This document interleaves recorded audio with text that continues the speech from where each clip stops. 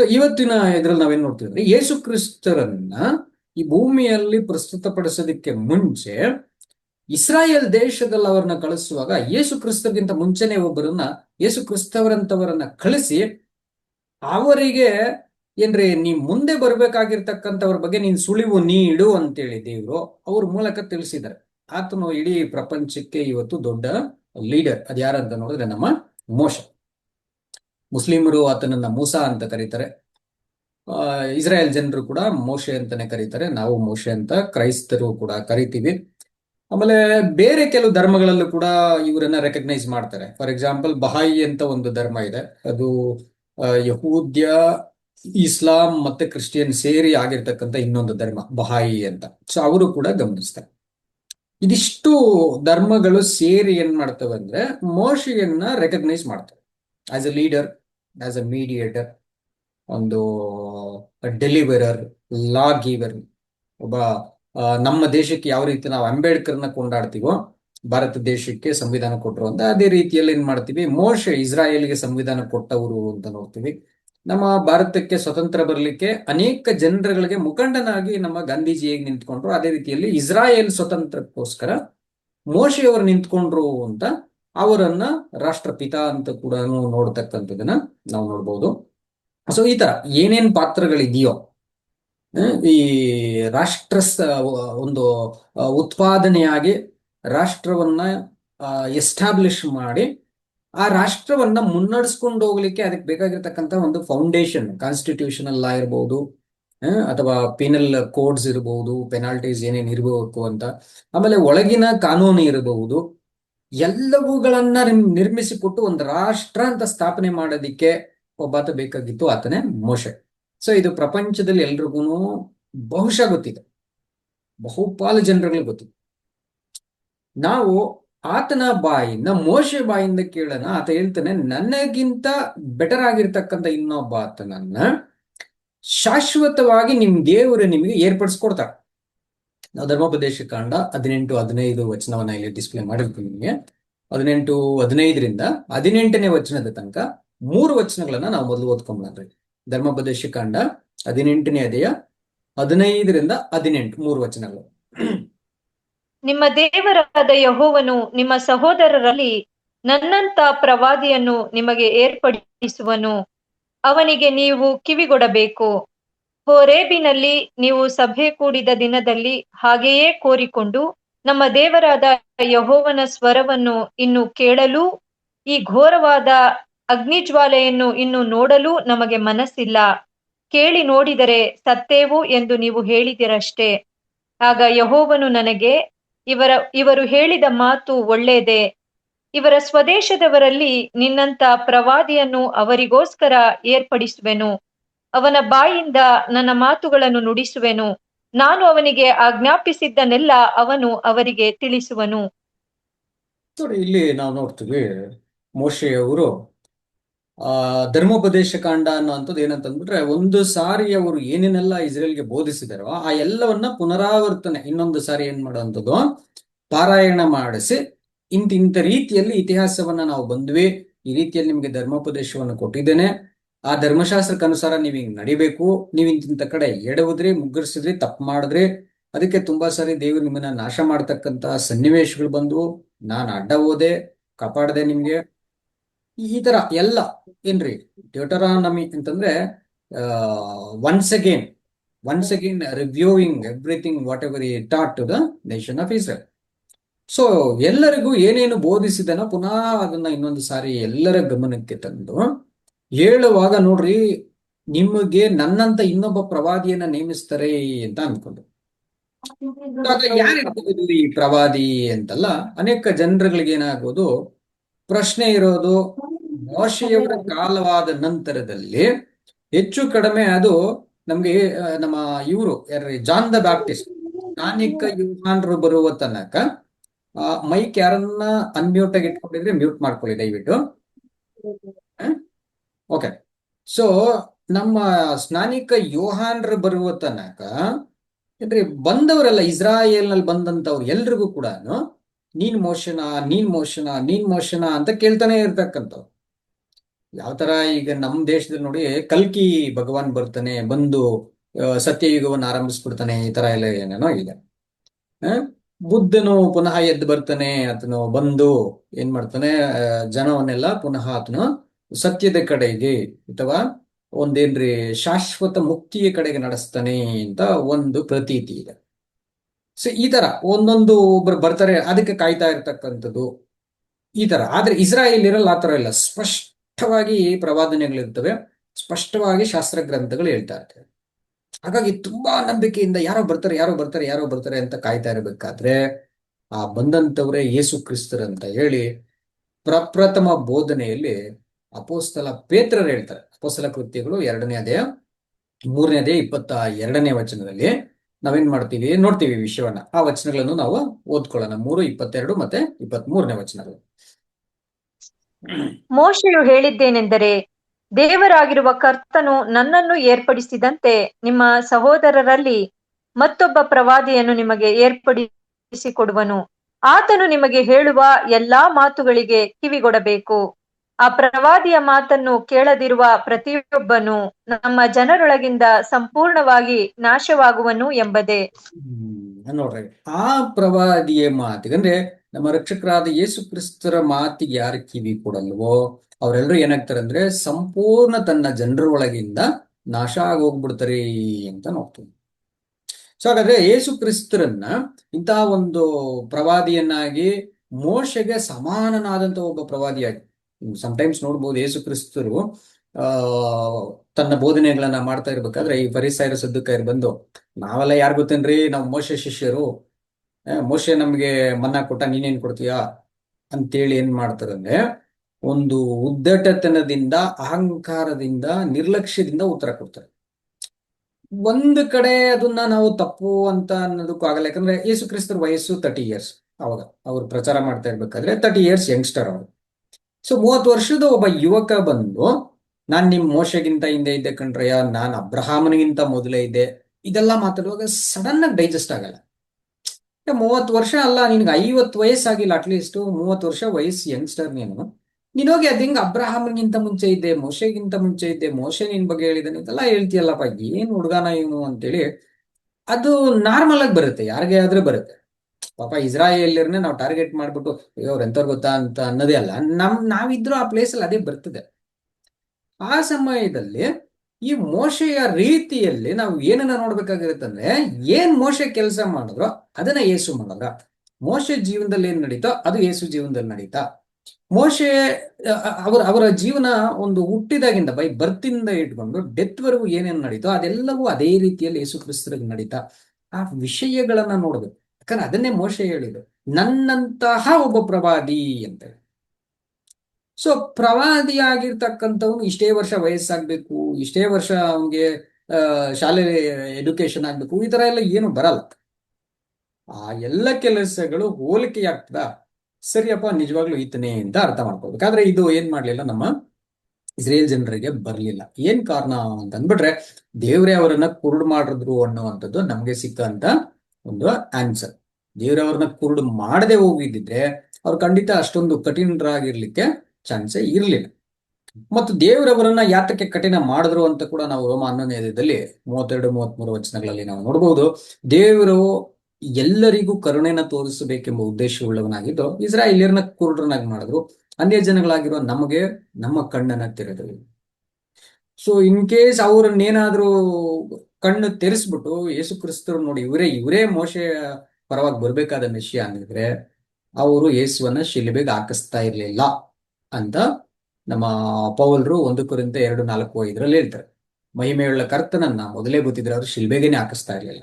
So ಆಗ ಅನ್ಯ ಜನಗಳ ರಕ್ಷಣೆನೇ ಇರ್ತಾ ಇರಲಿಲ್ಲ, ಬರೀ ಇಸ್ರಾಯೇಲಿಯರು ಮಾತ್ರ ರಕ್ಷಣೆ ಹೊಂದ್ಕೊಳ್ತಾ ಇದ್ರು. ಹಾಗಾಗಿ ಏನಾಗ್ತದೆ, ದೇವ್ರು ಅವ್ರ ಕಣ್ಣುಗಳನ್ನ ಮುಚ್ಚಿದ್ರಿಂದ ಅವ್ರಿಗೆ ಅರ್ಥ ಆಗದೇ ಇಲ್ಲ. ಸೊ ಇದಕ್ಕೆ ನಾವು ಕಂಪ್ಯಾರಿಸನ್ ಇನ್ನ ಒಂದು ಕಡೆ ಒಂದು ವಚನವನ್ನ ಏನ್ರಿ ನೋಡ್ತೀವಿ ಅಪೊಸ್ತಲ ಕೃತ್ಯಗಳಲ್ಲಿ. ನಮ್ಮ ಸ್ಟೆಫನನು ಕೂಡ ಅದನ್ನ ಮಾತನಾಡ್ತಾನೆ. 7ನೇ ಅಧ್ಯಾಯ 37ನೇ ವಚನದಲ್ಲಿ ಇರುತ್ತೆ. ಆ ವಚನ ಕೂಡ ಒಂದ್ಸರಿ ಓದ್ಕೊಳ್ಳೋಣ್ರಿ. Acts 7:37. ಆ ಮೋಶೆಯೇ, ದೇವರು ನನ್ನನ್ನು ಏರ್ಪಡಿಸಿದಂತೆ ನಿಮ್ಮ ಸಹೋದರರಲ್ಲಿ ಮತ್ತೊಬ್ಬ ಪ್ರವಾದಿಯನ್ನು ನಿಮಗೆ ಏರ್ಪಡಿಸಿ ಕೊಡುವನು ಎಂದು ಇಸ್ರಾಯೇಲ್ ಜನರಿಗೆ ಹೇಳಿದನು.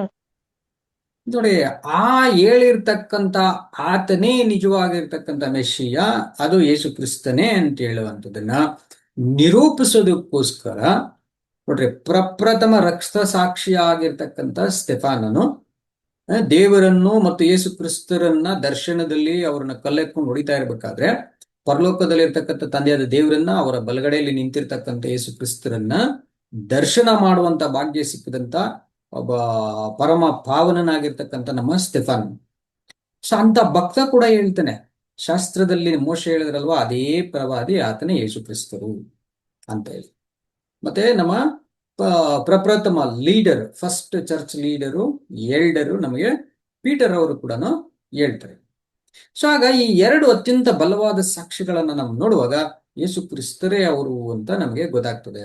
ಇದರಲ್ಲಿ ನಾವು ಅಧ್ಯಯನ ಯಾಕೆ ಇದನ್ನ ಮಾಡ್ಬೇಕಾಗ್ತದೆ ಅಂತ ನೋಡುವಾಗ, ಈ ಯೇಸು ಕ್ರಿಸ್ತರ ದೇಹದಲ್ಲಿ ಸೇರ್ತಕ್ಕಂಥ ನಾವು, ನಮಗೆ ಸಭೆ ಪಾಠ ಈಗಾಗಲೇ ಕಂಪ್ಲೀಟ್ ಆಗಿದೆ, ಅದನ್ನ ನಾನು ರಿಪೀಟ್ ಮಾಡಕ್ ಹೋಗಲ್ಲ.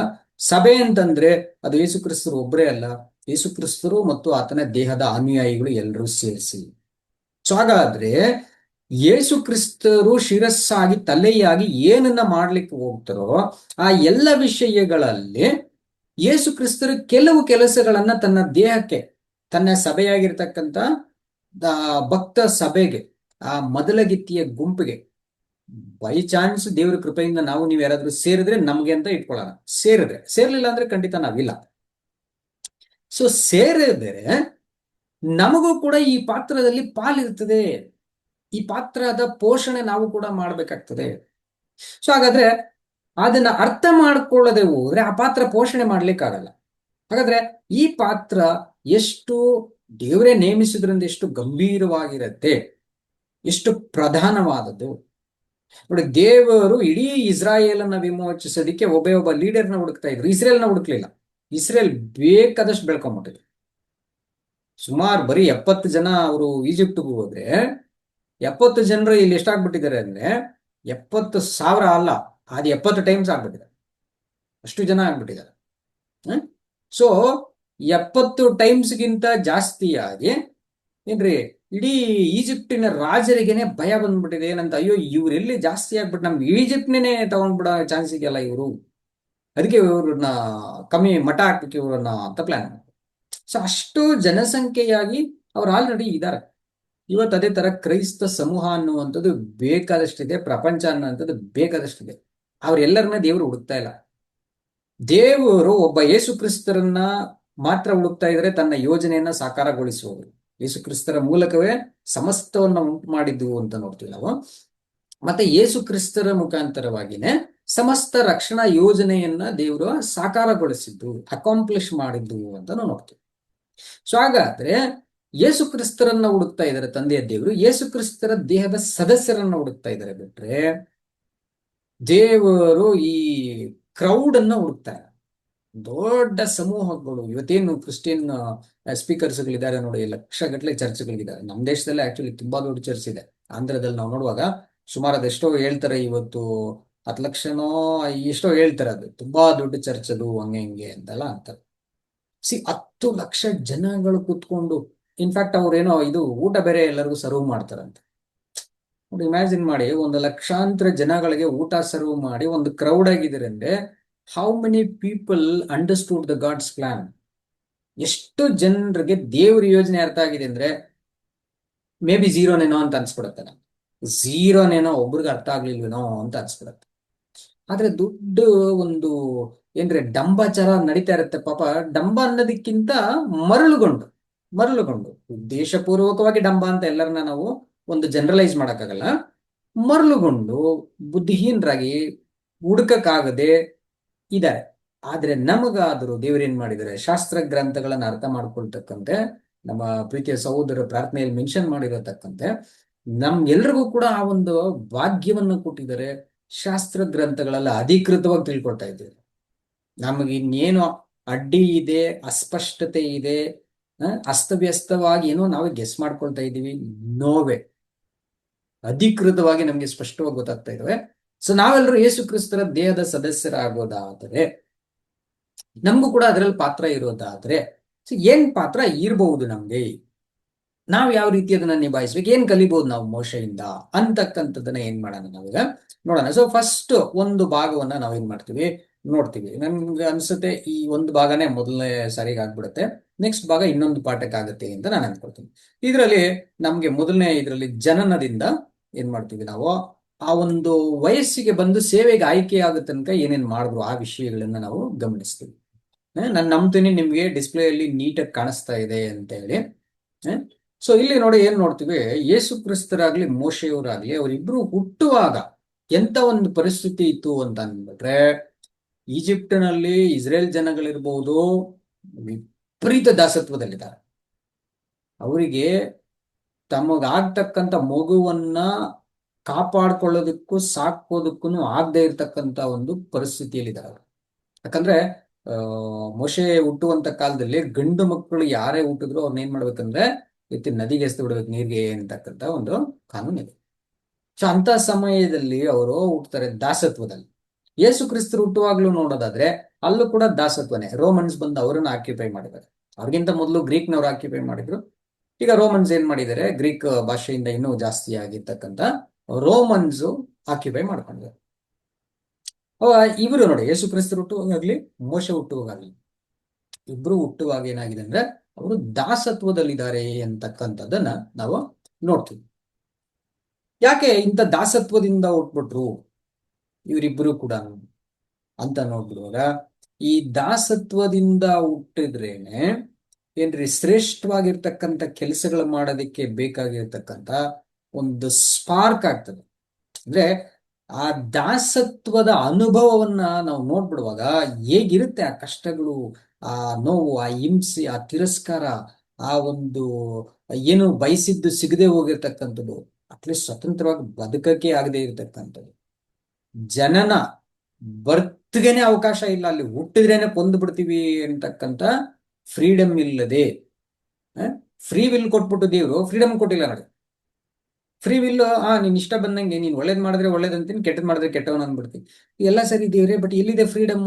ಊಟಕ್ಕೆ ಬಿಡಲ್ವಲ್ಲ, ಇಲ್ಲಿ ಸಾಯಿಸ್ಬಿಡ್ತಾರಲ್ವಾ ಅಂತ ಲೋಕ ಇಟ್ಟಿದ್ದೀರಾ. So where is the freedom for the exercising of the free will ಅಂತ ಕೇಳಿದ್ರೆ there is no freedom at all. So freedom ಇಲ್ಲದೆ ಇರೋ ಫ್ರೀ ವಿಲ್ ಅದು ಫ್ರೀ ವಿಲ್ಲೇ ಅಲ್ಲ, ಅದು it is already dictated, it is already destined and distorted also. ಅಂದ್ರೆ ಅದು ಯಾವ ರೀತಿ ಅಂದ್ರೆ ಅದೊಂದು ಚಾನೆಲ್ ಮಾಡ್ಬಿಟ್ಟಿದ್ದಾರೆ ದೇವರು. ನಿನಗೆ ಇಚ್ಛೆ ಬಂದ್ರೆ ಇದಿಷ್ಟೇ ಬರಬೇಕು. ಐಗುಪ್ತದಲ್ಲಿ ದಾಸನಾಗ ಗುಲಾಮ್ನಾಗ ಏನ್ ತಿನ್ಬೇಕು ಅಷ್ಟೇ ತಿನ್ಬೇಕು, ಏನ್ ಕೆಲಸ ಅಷ್ಟೇ ಮಾಡ್ಬೇಕು, ಅದಕ್ಕಿಂತ ಬೇರೆ ನೆನ್ಸ್ಕೊಳಕ್ಕೆ ಆಗಲ್ಲ. ಇಂಥ ರೀತಿಯಲ್ಲಿ ಸಪ್ರೆಸ್ ಮಾಡುವಾಗ ಒಂದು ವ್ಯಕ್ತಿಯನ್ನ ಅವನಿಗೇನಾಗುತ್ತಂದ್ರೆ ಅದು ಬರ್ಸ್ಟ್ ಆಗಿ ನಾನ್ ಹೇಗಾದ್ರೂ ಮಾಡಿ ರಕ್ಷಣೆ ಮಾಡಬೇಕು ಅಂತಕ್ಕಂಥ ಒತ್ತಡ ಬರ್ತದೆ. ಆಗ ಮೋಶೆಯನ್ನಾಗ್ಲಿ ಯೇಸು ಕ್ರಿಸ್ತನಾಗ್ಲಿ ಆ ಪರಿಸ್ಥಿತಿಯಲ್ಲಿಂದ ಬರೆಸುವಾಗ ಅವರಿಬ್ಬರಿಗೂ ಇದು ಅನುಭವ ಆಗ್ಬೇಕು. ಈ ಮನುಷ್ಯ ದಾಸತ್ವದಲ್ಲಿ ಅವನು ಎಷ್ಟು ಕಷ್ಟ ಪಡ್ತಾ ಇದ್ದಾನೆ, ಅದೆಷ್ಟು ಹಿಂಸೆ ಅನುಭವಿಸ್ತಾ ಇದ್ದಾನೆ. ನಮ್ಮ ಮೋಶೆಯವರು ಬರೀ ಯೇಸು ಕ್ರಿಸ್ತರು ಹುಟ್ಟುವಾಗ ಲಿಟರಲ್ ಆಗಿ ಫಿಸಿಕಲಿ ಹುಟ್ಟುವಾಗ ಅಥವಾ ಮೋಶೆ ಹುಟ್ಟುವಾಗಿರ್ಬೋದು ಬರೀ ಬೇರೆ ಸರ್ಕಾರಗಳ ಕೆಳಗಡೆ ಬರ್ತಾರೆ. ಆದ್ರೆ ಸಮಸ್ತ ಮನುಷ್ಯ ಕುಲ ಪಾಪದ ಕೆಳಗಡೆ ಇನ್ನೆಷ್ಟು ನರಳಾಡ್ತಾ ಇದೆ. ಪಾಪ ಮಾಡುವವರೆಲ್ಲರೂ ಪಾಪಕ್ಕೆ ದಾಸರಾಗಿದ್ದಾರೆ ಅಂತ ನೋಡಿದ್ರೆ, ನಾವು ಮನುಷ್ಯ ಕುಲ ಪಾಪದಲ್ಲಿ ಹುಟ್ಟಿ ಯಾವುದೇ ಬಿಡುಗಡೆ ಇಲ್ಲದೆ ಪಾಪವನ್ನೇ ನಾವು ಮಾಡ್ತಾ, ಪಾಪವನ್ನೇ ನೋಡ್ತಾ, ಪಾಪವನ್ನೇ ಕೇಳಿ ಯೋಚನೆ ಮಾಡಿ ಅದರಲ್ಲೇ ಸಾಯ್ತಕ್ಕಂಥ ನಮ್ಮ ಪರಿಸ್ಥಿತಿಗಳು ಏನು? ನಮ್ಮ ಆ ಒಂದು ಪರಿಸ್ಥಿತಿಗಳ ಬಗ್ಗೆ ಅನುತಾಪವಿಲ್ಲದ ಲೀಡರ್ ಆಗ್ಬಿಟ್ರೆ ಆ ಲೀಡರ್ ನಮ್ಮನ್ನ ಬಳಸ್ಕೊಳಕ್ ನೋಡ್ತಾನೆ ಅಷ್ಟೇ. ಆದ್ರೆ ಅದೇ ದಾಸತ್ವದಲ್ಲಿ ತಾನು ಹುಟ್ಟಿ ಬಂದ್ರೆ ಆತನಿಗೆ ಅದರ ಅರಿವಿರುತ್ತೆ, ಅಯ್ಯೋ ಇಷ್ಟು ಹಿಂಸೆ ಪಡ್ತಾನಲ್ಲಪ್ಪ, ಬೇಡ, ಇದರಿಂದ ಈಗಾದ್ರೂ ವಿಮುಕ್ತಿ ಕೊಡ್ಬೇಕು, ಅವ್ರಿಗೊಂದು ಕಂಪ್ಲೀಟ್ ಸ್ವತಂತ್ರವಾಗಿರ್ತಕ್ಕಂಥ ಒಂದು ಅವಕಾಶ ಕೊಡಬೇಕು, ಫುಲ್ ಫ್ರೀಡಮ್ ಕೊಡಬೇಕು, ಮ್ಯಾಕ್ಸಿಮಮ್ ಫ್ರೀ ವಿಲ್ ಎಷ್ಟಿದೆಯೋ ಅಷ್ಟು ಫ್ರೀಡಮ್ ಕೊಡಬೇಕು ಅಂತಕ್ಕಂಥ ಒಂದು ಒಳ್ಳೆ ನ್ಯಾಯವನ್ನ ದೊರಕಿಸ್ಕೊಡ್ಲಿಕ್ಕೆ ಸಾಧ್ಯ ಆಗ್ತದೆ, ಜಸ್ಟಿಸ್ ಕೊಡ್ಸ್ಲಿಕ್ಕೆ ಆಗ್ತದೆ. ಸೊ ಅದಕ್ಕೆ ಏನ್ ಮಾಡಿದ್ರು, ಈ ಇಬ್ಬರನ್ನು ಸ್ಲೇವರಿ ಅಂಡರ್, ಬೇರೆಯವರು ರೂಲ್ ಮಾಡ್ತಾ ಇರ್ತಕ್ಕಂಥ ಗುಲಾಮಗಿರಿಯಲ್ಲಿ ಇವರಿಗೆ ಜನನ ಆಗೋದಕ್ಕೆ ಕೊಡ್ತಾರೆ. ಇವತ್ತು ನಾವು ಇವುಗಳು ಕೂಡ ಏನ್ ಮಾಡಿದೀವಿ, ಪಾಪದಲ್ಲಿ ಜನನ ಆಗಿದ್ದೀವಿ ಅಂತಕ್ಕಂಥದ್ದು ನಮ್ಗೆ ಆಲ್ರೆಡಿ ಗೊತ್ತಿದೆ. ನೆಕ್ಸ್ಟ್ ನಾವು ನೋಡೋದಾದ್ರೆ ಇವರುಗಳ ಒಂದು ಜನನ ಇವರ ತಂದೆ ತಾಯಿಗಳ ವಿಷಯವಾಗಿ ನಾವು ನೋಡ್ತೀವಿ. ಇಬ್ರು ಸಹ ಇವ್ರು ಏನ್ ಮಾಡ್ತಾರೆ ಅಂದ್ರೆ ಒಂದು ವಿದೇಶಿಗರ ಆಳ್ವಿಕೆಯಲ್ಲಿ ಹುಟ್ಟುವಾಗ ಇವರನ್ನ ದೇವರ ಮಗ ಅನ್ನೋ ಅರ್ಥದಲ್ಲೂ ಕರಿಬೇಕಾಗ್ತದೆ. ಆದ್ರೆ ಈ ಲೋಕದಲ್ಲಿ ಅವರನ್ನ ಮನುಷ್ಯರ ಮಗ ಅಂತಾನೂ ಕರಿಬೇಕು. ಯೇಸು ಕ್ರಿಸ್ತರಿಗೆ ನೋಡೋದಾದ್ರೆ ದೇವಕುಮಾರನ್ ಅಂತಾನೂ ಹೆಸರಿದೆ, ನಮಗೆ ಮನುಷ್ಯ ಕುಮಾರನ್ ಅಂತಾನೂ ಹೆಸರಿದೆ. ನಮ್ಮ ಮೋಶೆಗಾದ್ರೆ ಅವರಿಗೂ ಎರಡು ರೀತಿಯಲ್ಲಿ ಇರುತ್ತೆ. ಯಾವ ರೀತಿ ಅಂತಂದ್ರೆ, ಒಂದು ಲೇವಿ ಗೋತ್ರದಲ್ಲಿ ಹುಟ್ಟಿರ್ತಕ್ಕಂಥವನು, ಅದನ್ನ ನಾವು ವಿಮೋಚನೆ ಕಾಂಡ 6:20 ನೋಡ್ತೀವಿ. ಮತ್ತೆ ಅರಣ್ಯ ಕಾಂಡ 26:59 ವಚನಗಳನ್ನ ಇಲ್ಲಿ ಡಿಸ್ಪ್ಲೇ ಮಾಡಿರ್ತೀನಿ ನಿಮ್ಗೆ. ಅದೊಂದೇ ಒಂದು ವಚನ ಓದ್ಕೊಳ್ಳೋಣ್ರಿ ಬೇಕಾದ್ರೆ. ಅರಣ್ಯ ಕಾಂಡ 26:29 ಓದ್ಕೊಳ್ಳೋಣ ನಾವು. ಅಲ್ಲಿ ನಾವು ನೋಡ್ತೀವಿ ಯಾರು ಅವರ ಪಿತೃಗಳು ಯಾರು, ಮೋಶೆಯ ತಂದೆ ತಾಯಿ ಯಾರು ಅಂತ ಹೇಳಿ. ನಂಬರ್ಸ್ 26:59. ಕೆಹಾತನು ಅಮ್ರಾಮನನ್ನು ಪಡೆದನು. ಅಮ್ರಾಮನ ಹೆಂಡತಿ ಯಾರೆಂದರೆ ಐಗುಪ್ತ ದೇಶದಲ್ಲಿ ಲೇವಿಯಿಂದ ಹುಟ್ಟಿದ ಯೋಕೆಬೆದಳು. ಈಕೆಯಲ್ಲಿ ಅಮ್ರಾಮನಿಂದ ಆರೋನನೂ ಮೋಶೆಯೂ ಇವರ ಅಕ್ಕನಾದ ಮಿರ್ಯಾಮಳು ಹುಟ್ಟಿದರು. ನೋಡಿ, ಸೊ ಇಲ್ಲಿ ನಾವು ನೋಡ್ತೀವಿ ಮೋಶೆ ಕೆಹಾತನ ಗೋತ್ರದಿಂದ ಹುಟ್ಟಿದ್ರು ಅಂತ ನಾವು ನೋಡ್ತೀವಿ. ಅಮ್ರಾಮನು ತನ್ನ ತಂದೆಯ ಸಹೋದರಿಯನ್ನ ಮದುವೆ ಮಾಡ್ಕೊಳ್ತಾನೆ. ಸೊ ಆ ಮುಖಾಂತರ ಏನಾಗುತ್ತೆ, ಅಲ್ಲಿ ಮದುವೆಯಲ್ಲಿ ನೋಡಿ ತಂದೆಯ ಸಹೋದರಿ ಅಂತಂದ್ರೆ ಇವ್ರಿಗೆ ಏನಾಗ್ಬೇಕಾಗತ್ತೆ, ಅತ್ತೆ ಆಗ್ಬೇಕಾಗ್ತದೆ. ಸೊ ಮೇ ಬಿ ವಯಸ್ಸು ವ್ಯತ್ಯಾಸ ಇರೋದ್ರಿಂದ ಮಾಡ್ಕೊಂಡಿರ್ಬಹುದು. ಆದ್ರೆ ಒಂದು ಮಾನವ ಸಂಪ್ರದಾಯಗಳ ಈಗಿನ ಕಾಲದ ಒಂದು ವರಸೆ ನೋಡೋದಾದ್ರೆ ಅತ್ತೆ ಆಗ್ಬೇಕಾಗತ್ತೆ. ಆದ್ರೆ ವಯಸ್ಸಿನ ಪರಿಣಾಮದಿಂದ ಏನಾಗಿರ್ಬೋದು, ಇವರು ಮದುವೆ ಆಗಿರ್ಬೋದು. ಇಲ್ಲ ಸ್ವಲ್ಪ ಮದುವೆಯಲ್ಲಿ ಒಂದು ಸಣ್ಣ ಏರುಪೇರು ಏನೋ ಕಾಣಿಸುತ್ತೆ ನಮ್ಗೆ. ಅದೇ ತರ ನಮ್ಮ ಮರಿಯಮ್ಮನ ಜೀವನದಲ್ಲೂ ನೋಡುವಾಗ ಆಕೆ ಮದುವೆ ವಿಷಯದಲ್ಲೂ ಕೂಡ ಒಂದು ಸಣ್ಣ ಏರುಪೇರು ನಮ್ಗೆ ಕಾಣಿಸುತ್ತೆ. ಮದುವೆ ಆಗಕ್ ಮುಂಚೆನೆ ದೇವರ ಶಕ್ತಿಯಿಂದ ಯೇಸು ಕ್ರಿಸ್ತರು ಗರ್ಭ ಧರಿಸುವಂತದನ್ನ ನೋಡ್ತೀವಿ. ಸೊ ಅದನ್ನ ನಿಮ್ಗೆ ಲೂಕ 1:35 ನೀವು ನೋಡ್ಬೋದು ವಚನವನ್ನ. ಅಲ್ಲಿ ಏನ್ ಮಾಡ್ತಾರೆ, ಅಮ್ಮ ಇದು ಪವಿತ್ರ ಆತ್ಮದಿಂದ ಹುಟ್ಟುವ ಕಾರಣ ದೇವರ ಮಗನಂತ ಅನ್ಸ್ಕೊಳ್ತಾನೆ ಅಂತೇಳಿ ಬರ್ತಾರೆ. ಇವರಿಬ್ರು ಒಂದೇ ಗೋತ್ರ. ಆಕ್ಚುಲಿ ಮೋಶೆ ಬಂದು ಲೇವಿ ಗೋತ್ರದಲ್ಲಿ ಬರ್ತಾರೆ, ಯೇಸು ಕ್ರಿಸ್ತರು ಬಂದು ಯೂದ ಗೋತ್ರದಲ್ಲಿ ಬರ್ತಾರೆ. ಆದ್ರೆ ಅಲ್ಟಿಮೇಟ್ಲಿ ಏನಾಗುತ್ತೆ ಗೊತ್ತಾ, ಲೇವಿ ಗೋತ್ರದಲ್ಲಿ ಯಾಜಕ ಸೇವೆಗಳನ್ನ ಏನ್ ಮಾಡ್ಬೇಕಾಗಿತ್ತೋ ಆ ಯಾಜಕ ವೃತ್ತಿಗೆ, ಯಾಜಕನ ಆಫೀಸಿಗೆ ಯೇಸು ಕ್ರಿಸ್ತರನ್ನೇ ದೇವರು ಶಾಶ್ವತ ಯಾಜಕನನ್ನಾಗಿ ನೇಮಿಸ್ತಾರೆ. ನೋಡಿ, ಯೇಸು ಕ್ರಿಸ್ತರು ಯೂದ ಗೋತ್ರದಲ್ಲಿರೋ ಕಾರಣ ಅವರು ರಾಜರಾಗಬಹುದು, ಸೈನ್ಯಾಧಿಪತಿ ಆಗ್ಬಹುದು, ಸೈನ್ಯದಲ್ಲಿ ಸೇರ್ಬೋದು. ಅಷ್ಟು ಬಿಟ್ರೆ ಅವರು ಏನ್ ಮಾಡಂಗಿಲ್ಲ, ಲೇವಿ ಕುಲದ ಕೆಲಸಗಳನ್ನ ಮಾಡಂಗಿಲ್ಲ. ಆದ್ರೆ ಪರಲೋಕದ ದೇವದರ್ಶನದ ಗುಡಾರದ ಒಳಗಡೆ ಯೇಸು ಕ್ರಿಸ್ತರು ಯಾಜಕರಾಗೋದ್ರಿಂದ ಅವರು ಲೇವಿ ಗೋತ್ರವನ್ನಾಗ್ಲಿ ಆರೋನನ ವಂಶಕ್ರಮವನ್ನಾಗ್ಲಿ ಎರಡು ತಗೊಳ್ಳದೆ ಲೇವಿ ಗೋತ್ರಕ್ಕಿಂತ ಶ್ರೇಷ್ಠರಾಗ್ತಾರೆ, ಆರೋನಗಿಂತ ಶ್ರೇಷ್ಠ ಮಹಾಯಾಜಕ ಆಗ್ತಾರೆ. ಇನ್ನು ಮುಂದಿನ ಇನ್ನೊಂದು ಪಾಠದಲ್ಲಿ ನಾನು ಆರೋನನು ಮತ್ತು ಯೇಸು ಕ್ರಿಸ್ತನ ಯಾಜಕತ್ವನ ಮಾತ್ರ ನಾನು ಕಂಪ್ಯಾರಿಸನ್ ಮಾಡಿ ತೋರಿಸ್ತೀನಿ. ಅದ್ರಲ್ಲಿ ನಿಮ್ಗೆ ಯಾವ ರೀತಿ ಯಾಜಕತ್ವವನ್ನು ಯೇಸು ಕ್ರಿಸ್ತರಿಗೆ ದೇವರು ಕೊಟ್ಟಿದ್ರು, ಸೊ ಆರೋನನ್ನದು ಯಾವ ರೀತಿ ಫುಲ್ಫಿಲ್ ಆಗುತ್ತೆ, ಮತ್ತು ಮೆಲ್ಕಿಜೆದೇಕನ ಯಾಜಕತ್ವ ಅಂತ ಇನ್ನೊಂದು ಹೇಳ್ತಾರೆ ಯೇಸು ಕ್ರಿಸ್ತರಿಗೆ, ಅದು ಯಾವ ರೀತಿ ಫುಲ್ಫಿಲ್ ಆಗುತ್ತೆ ಅದನ್ನ ಮುಂದಿನ ಇನ್ನೊಂದು ಪಾಠದಲ್ಲಿ ನಾನು ಮಾಡ್ತೀನಿ. ಸೊ ಹಾಗಾದ್ರೆ ಇಲ್ಲಿ ನಾವೇನ್ ನೋಡ್ತೀವಿ ಅಂದ್ರೆ, ಇವರಿಬ್ಬರಿಗೂ ಮನುಷ್ಯರ ಮುಖಾಂತರ ಹುಟ್ಟುವಾಗ ಯೇಸು ಕ್ರಿಸ್ತರು ಮರಿಯಮ್ಮನ ಮುಖಾಂತರ ಮತ್ತೆ ಯೋಕೆಬೆದಳ ಮುಖಾಂತರ ನಮ್ಮ ಮೋಶೆಯವರು ಹುಟ್ಟುವಾಗ ಆ ಇಬ್ಬರು ತಾಯಂದಿರ ಪಾತ್ರ ಎಷ್ಟು ಶ್ರೇಷ್ಠ ಆಗ್ಬಿಡುತ್ತೆ ಅಂದ್ರೆ, ಯೋಕೆಬೆದಳು ಈ ಮಗು ಇಷ್ಟೊಂದು ಸುಂದರವಾಗಿದೆ, ಏನನ್ನ ದೇವ್ರು ಇದನ್ನೇನೋ ಉದ್ದೇಶಕ್ಕಿಟ್ಟಿರಬಹುದಾ, ಈ ಮೋಶೆಯನ್ನ ದೇವರು ಲೀಡರ್ ಆಗಿ ಮಾಡಬಹುದಾ, ಇಸ್ರೇಲನ್ನ ವಿಮೋಚನೆ ಮಾಡಬಹುದಾ, ಇಸ್ರೇಲ್ನ ಬಿಡಿಸುವಂತ ನಾಯಕನಾಗ ಸಾಧ್ಯತೆಗಳೇನನ್ನ ಇದೆಯಾ ಈ ಮಗು ಅಂತೆಲ್ಲ ಯೋಚನೆ ಮಾಡಿ ಆ ಮಗುವನ್ನ 3 ತಿಂಗಳು ಅಳದೇ ಇರೋ ತರ ನೋಡ್ಕೊಂಡು 3 ತಿಂಗಳು ಮಗು ಅಳದೇ ಇರೋ ರೀತಿಯಲ್ಲಿ ಕೇರ್ ಮಾಡಿದೆ ಅಂದ್ರೆ ಇಮ್ಯಾಜಿನ್ ಮಾಡಿ ಎಷ್ಟು ಫೇತ್ ಇರ್ಬೇಕಾಗಿದೆ, ಎಷ್ಟು ನಂಬಿಕೆ. ಪ್ರತಿದಿನ ಏನೋ ಒಂದು ನಂಬಿಕೆ ಆಕೆಗೆ ಬಂತಾ ಇರುತ್ತೆ. ಸೊ ಈ ಮಗು ಇಷ್ಟು ಅಂದವಾಗಿದೆ, ಇಷ್ಟೊಂದು ಏನ್ರಿ ಲೈವ್ಲಿ ಆಗಿದೆ, ಇಷ್ಟು ಪ್ರಾಪರ್ ಆಗಿರೋ ಮಗು ಹುಟ್ಟಿದೆ ಅಂದ್ರೆ ಏನೋ ದೇವರು ಮಾಡಿದ್ದಾರೆ. ಒಂದು ಅದರಿಂದ ಆಕೆಗೆ ದೇವ್ರ ಮೇಲೆ ಎಷ್ಟು ನಂಬಿಕೆ ಇದೆ, ಆಮೇಲೆ ಇಸ್ರೇಲನ್ನ ಬಿಡಿಸ್ಬೇಕೆಂಬಂತ ಛಲ ಎಷ್ಟಿದೆ, ಆ ದಾಸತ್ವದಿಂದ ಬಿಡಿಸಿ ಜನರನ್ನ ಕಾಪಾಡ್ಬೇಕೆಂಬಂತ ಹಠ ಎಷ್ಟಿದೆ, ಈ ಎಲ್ಲದಕ್ಕೂ ಈ ಮಗು ಸೂಟ್ ಆಗುತ್ತೇನೋ ಎಂತಕ್ಕಂತ ನಿರೀಕ್ಷೆ ಎಷ್ಟಿದೆ ನೋಡಿ. ಇವೆಲ್ಲ ತನ್ನಷ್ಟಕ್ಕೆ ತಾನೇ ಉಟ್ಕೊಳ್ಳೋ ನಂಬಿಕೆಗಳು ಒಳಗಡೆ ಒಂದು ದೇವರ ಜನಗಳ ಕಡೆಗಿರ್ತಕ್ಕಂಥ ಪ್ರೀತಿ ಭಾವ. ತನ್ನ ಸಹೋದರರುಗಳು, ತನ್ನ ಬಂಧು ಬಾಂಧವರುಗಳು ಅನುಭವಿಸ್ತಿರ್ತಕ್ಕಂಥ ನೋವು, ಹಿಂಸೆ, ತಿರಸ್ಕಾರ, ಆ ಒಂದು ಯಾರನ್ನಂದ್ರೆ ಅವ್ರನ್ನ ಹೊಡೆದು ಸಾಯಿಸ್ಬಿಡ್ತಾರೆ ಅವರು ಐಗುಪ್ತ್ಯರು. ಅದನ್ನೆಲ್ಲ ನೋಡುವಾಗ ಆ ಗೋಳಾಟ ತಡೆಯಕ್ಕಾಗದೆ ಇವ್ರನ್ನ ಬಿಡಿಸ್ಬೇಕಲ್ಲ ಅಂತಕ್ಕಂಥ ಪರಿತಾಪ. ಆ ಸಮಯದಲ್ಲಿ ಈ ಮಗುವನ್ನು ನೋಡುವಾಗ ಈ ಮಗುನೇ ಅದಾಗ್ಬಿಟ್ರೆ ಆಗೋ ಥರನೇ ಇದೆಯಲ್ಲ ಅಂತಕ್ಕಂಥ ಒಂದು ದೊಡ್ಡ ವಿಶ್ವಾಸ. ಅದಕ್ಕೋಸ್ಕರ ನಾನು ಎಷ್ಟು ದೊಡ್ಡ ರಿಸ್ಕ್ ಆದ್ರೂ ಪರವಾಗಿಲ್ಲ ಈ ಮಗುನ ಮುಚ್ಚಿಡೋಣ ಅಂತಕ್ಕಂಥ ಪ್ರಯತ್ನ, ಅದೆಲ್ಲವನ್ನ ನಾವು ಯೋಕೆಬೆದಳಲ್ಲಿ ನೋಡ್ತೀವಿ. ನೋಡಿ ಯಾಕೆ ಎಷ್ಟು ಪ್ಲಾನ್ ಮಾಡ್ತಾಳೆ ಅಂದ್ರೆ, ಆ ಮಗುವನ್ನ ತಗೊಂಡೋಗಿ ಸಾಕುವಾಗ ಆ ಸಾಕೋದಕ್ಕೆ ತಾಯಿನೂ ನಾನೇ ಆಗ್ಬೇಕು. ಆ ಮಗು ಎಲ್ಲಿಂದ ಬಂದಿದೆಯೋ, ಆ ಮಗುವಿಗೆ ಮರಣ ಅಂತ ಎಲ್ಲಿಂದ ಬರ್ತಾ ಇದೆಯೋ ಅಲ್ಲಿಗೆನೆ ಆ ಮಗು ಹೋಗಿ ಜೀವ ಪಡ್ಕೊಬೇಕು. ಮಗುವಿಗೆ ಮರಣ ಬರ್ತಾ ಇರತಕ್ಕಂಥದ್ದು ಈಜಿಪ್ಟ್ ರಾಜನ ಫರೋಹನ ಸನ್ನಿಧಾನದಿಂದ. ಸೊ ಫರೋಹನ ಸನ್ನಿಧಾನದಿಂದ ಮರಣ ಬರ್ತಾ ಇದೆ ಅಂದ್ರೆ ಅವನ ಅಲ್ಲಿಗೆ ಹೋಗ್ಬಿಟ್ರೆ ಬೈ ಚಾನ್ಸ್ ಮರಣವೇ ಕ್ಯಾನ್ಸಲ್ ಆಗ್ಬಿಡುತ್ತೆ ಅಂತ ಪ್ಲಾನ್ ಮಾಡಿ ಫರೋಹನ ಮನೆಗೆ ಹೋಗ್ಬೇಕಂದ್ರೆ ನಾನು ಏನ್ ಮಾಡ್ಬೇಕು ಈಗ? ಫರೋಹನ ಕುಮಾರ್ತೆ ರಾಣಿ ಬಂದು ಸ್ನಾನ ಮಾಡೋ ಸ್ಪಾಟ್ ಅಲ್ಲೇ ಈ ಮಗುನ ಬಿಟ್ರೆ ಈ ಮಗು ಏನ್ ಮಾಡ್ತಾರೆ ಅಂದ್ರೆ, ಆ ಹೆಣ್ಮಕ್ಳಿಗೆ ನೋಡಿದ್ರೆ ಮಗುನ ಸಾಯಿಸಕ್ ಖಂಡಿತ ಮನಸ್ಸು ಬರಲ್ಲ, ಎತ್ಕೊಂಡೋಗಿ ಸಾಕ್ತಾರೆ. ಹೆಂಗ ಬಚಾವಾಗ ಚಾನ್ಸ್ ಇರುತ್ತೆ ನನ್ನ ಮಗು ಅಂತ ಹೇಳಿ ಏನ್ ಮಾಡ್ತಾರೆ ಅಂದ್ರೆ ಸೇಫ್ ಆಗಿ ಅಲ್ಲಿ ಕರ್ಕೊಂಡು ಹೋಗೋದನ್ನ ನಾವು ನೋಡ್ತೀವಿ. ಸೊ ಆ ರೀತಿಯಲ್ಲಿ ಈ ಮಗು ಯೋಕೆಬೆದಳ ಮಗು ಅಂತ ಅನ್ಸ್ಕೊಳ್ಳುತ್ತೆ ಹುಟ್ಟುವಾಗ. ಆದ್ರೆ ಆನಂತರ ಮೋಶೆಯ ಬಂದ್ಬಿಟ್ಟು ಎಳೆದಿದ್ದೀನಿ ನೀರಿಂದ ಅಂತೇಳಿ ಆಕೆ ಏನ್ ಮಾಡ್ತಾಳೆ ಅಂದ್ರೆ ಫರೋಹನ ಕುಮಾರ್ತೆಯ ಮಗ ಅಂತ ಇರುತ್ತೆ.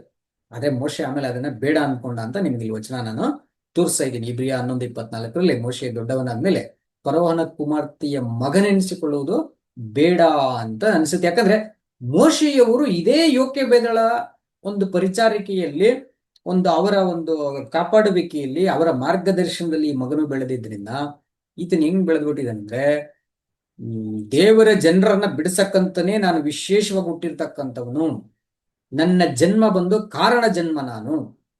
ಸೊ ನನ್ನನ್ನ ದೇವರು ಇವರ ರಕ್ಷಕನನ್ನ ಹುಟ್ಟಿಸಿದ್ದಾನೆ ಅಂತಕ್ಕಂಥದ್ದು ತುಂಬ್ಕೊಂಡ್ಬಿಟ್ಟಿದ್ದಾರೆ.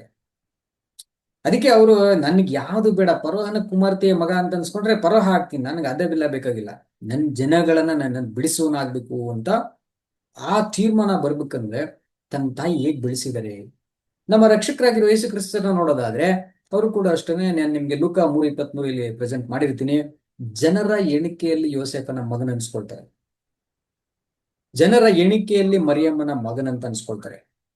ಆದ್ರೆ ಆ ಮಗನನ್ನ ಅವ್ರು ಹೆಂಗ್ ಬೆಳೆಸಿದ್ದಾರೆ ಅಂದ್ರೆ, ಆ ಮಗ 12 ವಯಸ್ಸಿನಲ್ಲೇ ಹೋಗಿ ಅವ್ರ ತಾಯಿನ ಕೇಳಿದ್ರೆ, ಎಲ್ಲ ಬಾ ಹೋಗ್ಬಿಟ್ಟೆ ಹುಡುಕ್ಬಿಟ್ವಲ್ಲ ನೀನ ಬಾಳ ಅಂತ ಅಂದ್ಬಿಟ್ರೆ, ಯಾಕ್ರೆ ಹುಡುಕಿದ್ರಿ, ನಾನ್ ಯಾರು, ಯಾಕೆ ನಿಮ್ಮಲ್ಲಿ ಇರಬೇಕು, ನಮ್ಮ ತಂದೆ ಮನೇಲಿ ತಾನೇ ಇರ್ಬೇಕು ನಾನು, ಅದ್ಯಾಕೆ ನಾನು ಹುಡುಕಿದ್ರಿ ನೀವು ಅಂದ್ರೆ, ತಾನು ದೇವರ ಮಗನು, ನಿಮ್ಮ ಮಗನಲ್ಲ ನಾನು ಆಕ್ಚುಲಿ ಅಂತಕ್ಕಂಥದನ್ನ ತಿಳಿಸುವಷ್ಟು ಮಟ್ಟಿಗೆ ತಮ್ಮ ಮಗನನ್ನ ಅವರು ಅದೇ ಜವಾಬ್ದಾರಿಕೆಯಿಂದ ಬೆಳೆಸಿದ್ದಾರೆ.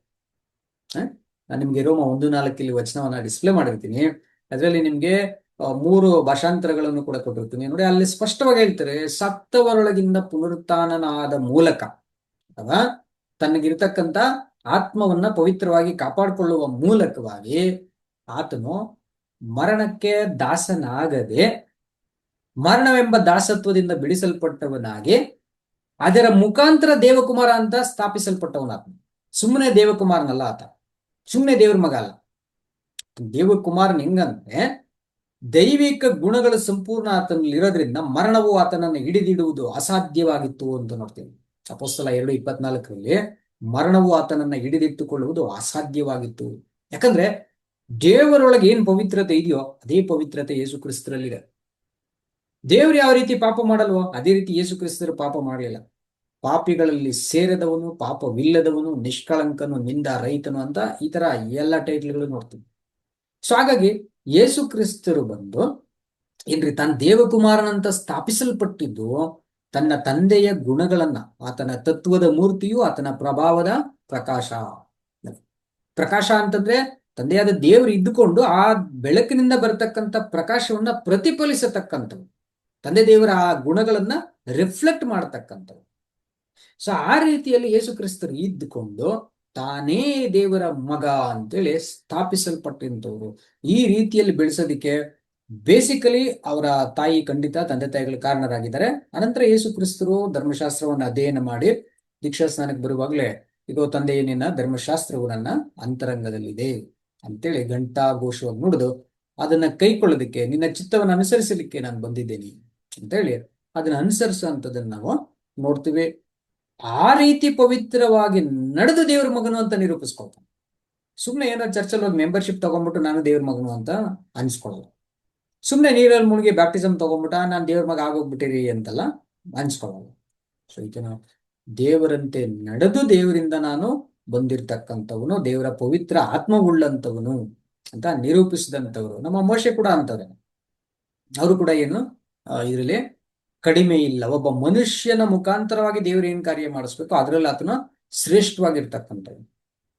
ನೋಡಿ, ಇಲ್ಲಿ ಇನ್ನೊಂದು ನಾವು ಎರಡನೇ ಒಂದು ಕಂಪ್ಯಾರಿಸನ್ ನೋಡೋದಾದ್ರೆ, ಇವರಿಬ್ಬರ ಕಾಲದಲ್ಲೂ ಇರತಕ್ಕಂತ ಈ ಒಂದು ಹತ್ಯಕಾಂಡ ಅಂತಕ್ಕಂಥದ್ದು ಏನಂದ್ಬಿಟ್ರೆ, ನಮ್ಮ ಹೇರೋದನ್ನ ಈ ಕಡೆ ನೋಡಿದ್ರೆ ಇವರು ಹುಟ್ಟಿರೋ ಮಗು ರಾಜನಾಗಬಾರ್ದು, ಕೊಲ್ಲಬೇಕು ಅಂತ ಇದ್ದಾರೆ.